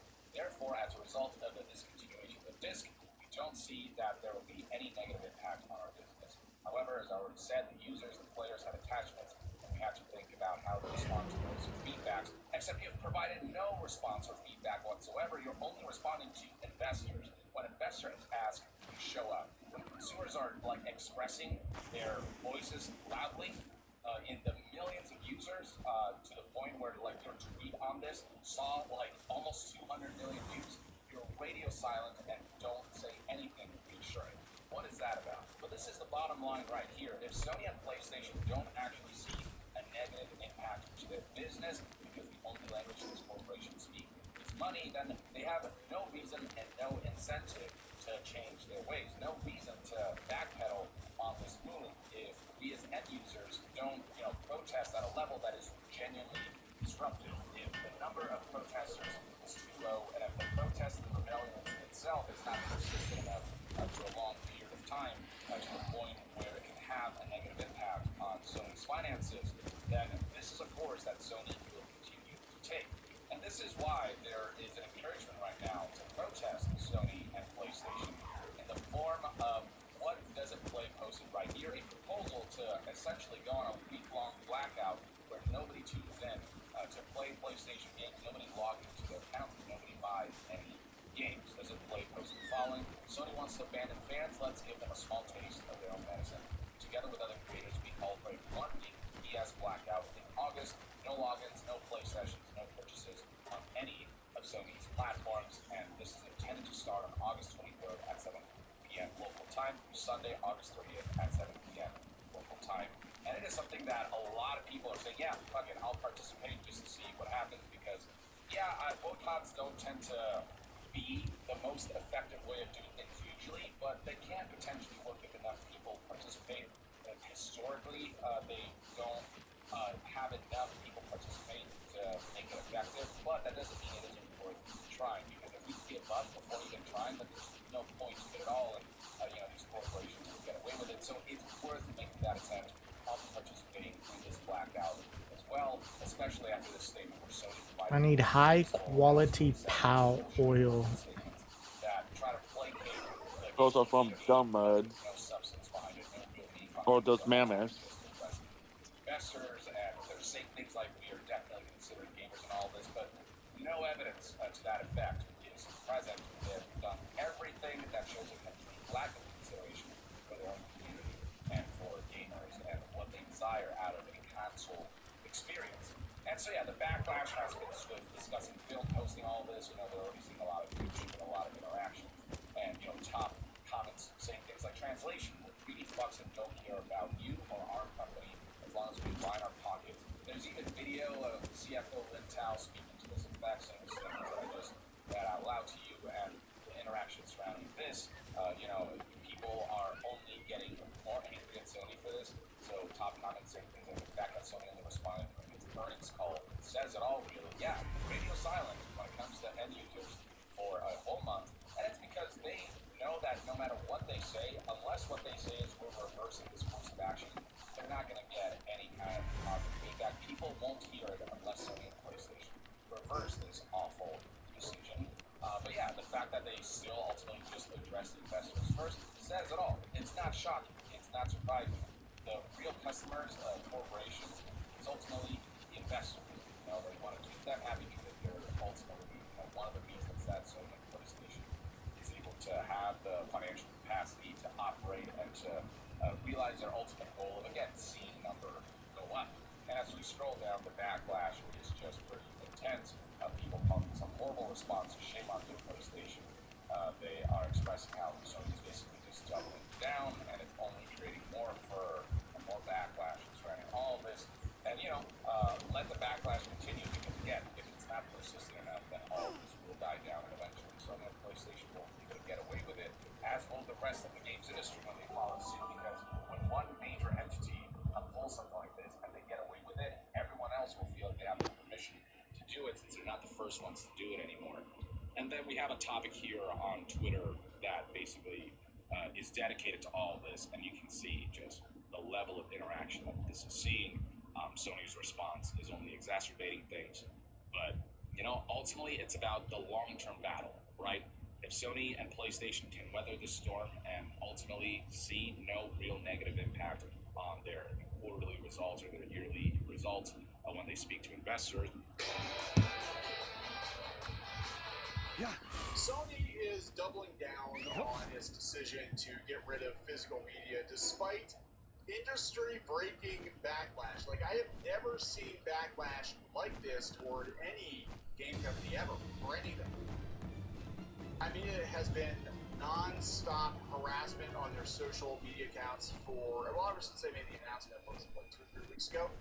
Every tweet they put out there, every YouTube video they post, everything Sony related, or at least PlayStation related. Again, it's a big company, it's kind of like Disney, they have different divisions. So anything related to PlayStation, they're getting attacked and dogpiled on social media over this, and gamers are done. And it's not just gamers, it's also retailers and their partners. But they're doubling down, they're going to go ahead and do it. I think they were like, well, by 20... Oh wait, no! I don't think so. Oh, I accidentally jumped off my bird. And I think it could potentially tank the release of PlayStation 6 because gamers are pissed off. They're like, I'm not gonna buy a machine where I don't know if I own my games forever or not. That's stupid. So let's talk about this. Before we get into it any further, please subscribe for more pop culture news, views, rants, guys. If you'd like more Clownfish TV and you'd like to listen to the audio version of Clownfish, go out to iTunes, Spotify, iHeartRadio, Amazon Music, wherever you listen to podcasts, we are there with an audio version. So thank you very much for that. Check us out. And yeah, again, it's not going well for them. This is coming from Genki Japan. Sony CFO Lin Tao says discs are not a big factor of differentiation between PS5 and PC. Don't feel that the disc is the factor to differentiate. Oh, what is this weird castle-looking building? Curated content. That's one of our strengths. Well, pretty much everything coming out from PlayStation is coming out from PC now anyway, because they need the money. Like, what's the difference? The gaming environment being stable, that's another strength, and compared to high-end gaming PCs, our products are more affordable. So it's basically they're admitting we're a budget-cut PC now. That's what PlayStation is. That's the PlayStation brand. For you to afford a gaming rig, then buy a PlayStation, you broke motherfucker. That's PS6 for people who want a gaming rig but can't afford it. There's PlayStation. Oh my god, guys. That's like, yeah. It's like you thought the whole PC Master Race thing was bad before. Oh my god, this is gonna be like gaming class warfare at this point. It's gonna be like, yeah, you broke motherfuckers, you can't afford a gaming PC. You gotta go buy a PlayStation. Chump. Anyway, Oh, what is that? the disc itself is a strong factor for differentiation. So What's going what? forward, we can It's a huge chest. PC games. Oh. I think it's a big factor. I think with consoles, physical media is a big factor. I think that is just something that consoles do. People collect console games, not so much PC games. Never really have any PC games used to come on physical discs, but the discs, it's tempered. It's basically about getting it into your machine. floppy disks, whatever. It was a temporary. They used to put PC games in boxes. They would have like cloth maps and stuff like that because they had to incentivize to buy a physical. Bruh. People were just making copies of discs and giving them to their friends. But again, they want that, you know. Then they had, I know with the D&D games, because I played like almost all the gold box, silver box games, but they would have like keywords or whatever you'd have to find in the book. You know, so like, oh, you have to have a physical copy with the physical manual to be able to play this game. That's okay. You just go to the library. Dude, there's like so much going on. And you give it to your friends. And you give a copy of the game. You know, that's how you did it back then. But yeah, it's a huge fact. People collect cartridges. They collect shoot. physical media. Limited run games. I'm not a big fan of them, but limited run games made a business out of selling physical games to collect. So yes, it might not be a big deal for Sony. Because you can save so much money if you manufacture discs and split that with a retailer. But for consumers, it's a big deal. Having a physical disc is a big deal. I just want to show you that everything PlayStation posted. This is what 47 minutes ago. Broken Lore. Don't like it. Uses AI companion. Jam. The horror game. All right. First post. Stop hiding behind unfortunate indie devs, you cowards. Hashtag fuck Sony, no disc, no buy. How about don't like the death of physical games? They said we put a lot of thought into this. This is the result. What am I collecting here? Just a code. Yeah. Broken Lore, don't buy it. It's funny you should promote a game with such a title. Nothing against the game itself, but the jokes against you break themselves at this point in PlayStation. I won't support liars or traitors. You're a vote. Fuck you, Sony, you deceitful people. I'll be getting my game on PC. Well, there's no difference, right? There's no difference between a PlayStation and PC. At least on PC, you know the deal. Yeah, the games are digital. You know the deal, right? And Steam so far hasn't needed any games. God definitely doesn't. If Steam ever gets sold, God forbid, they'll do the same thing. Sony has proven themselves not trustworthy when it comes to owning your digital content because they just got rid of a whole bunch of things. I have physical discs, not BS. Getting rid of physical, just R word. Yeah, Sony explained the importance of physical discs 13 years ago. That was under different times, different management. Back then, they were trying to get you to. You're like, oh yeah, this is why you buy a PlayStation over a PC because you have physical games that you own, that you collect, that sit on your shelf, and that's not the case anymore. Right? I mean, it's whoever's in charge, right? I love this though. PS1 CD-ROM, PS2 CD DVD-ROM, PSP UMD, PS3 Blu-ray, PS Vita game cards, PS4 Blu-ray, PS5 Ultra HD Blu-ray, and PS6 VASLink. There you go, guys. It's bullshit. It really is bullshit. So anyway, they're not budging on this. This is kind of Kotaku. Wait, are you here? I appear and disappear. Why? There's all this fighting going on, but I don't know where it's coming from. The main building. But Sony not budging on any PlayStation discs in the face of fan protests. We're going to cautiously move this forward. Cautiously move this forward. So this is Lin Tao. She said, when I think about the future, we put a lot of thought and time and cautiously said this, we came to this conclusion, and we're going to cautiously move it forward. And to this decision, we have received various opinions, and people have strong views. No shit. And we understand that the community has put forth those views to us. No shit. Games are loved by many people. It's a form of entertainment that's loved by people. This has to be translated. It is connected to people's fond memories in many cases. We understand those emotions. We want to consider that in the digital ecosystem. How do we engage the gamers is something that we'd like to continue to explore. DLC, upcharges. That's how you do it. Charge it more. Sony responds to the backlash over ending PlayStation Plus. We put a lot of thought and time into it. We don't care. Some players are trying to put together an official boycott of PlayStation by way of a week-long blackout in August. Whether it's closing beloved studios like Bluepoint, pursuing a misguided live service strategy, canceling fan events, leaving PS VR S2 to die, or being We got in touch with the franchise. The player wants to return. Where's my Ape Escape follow-up? Another Ape Escape game. PlayStation has never felt more disconnected from its community. That's true. It is just a budget cut PC. One investment analyst during today's briefing pressed Cal on how the end of the disc impacts Sony's relationship with retailers and how it will continue to differentiate the PS5 and upcoming console hardware from gaming PCs. And she basically said, you know, they're curated. They're curated. Well, you know what's going to happen? ROM hackers are going to curate those games on PC. And they're going to be on certain websites to download and play on PC, probably better than the PlayStation 6. I'm just saying, like, I don't think you understand the hell that's about to come, that you've unleashed on yourselves. So, when it comes to gamers, when you piss gamers off, Is there something in the bottom of the ground? it's not going to go away. They're not going to forget about it. And how do I go down there? Announcement for the PS6, there's no disk drive. They're not going to forget about it. Yeah, this is it.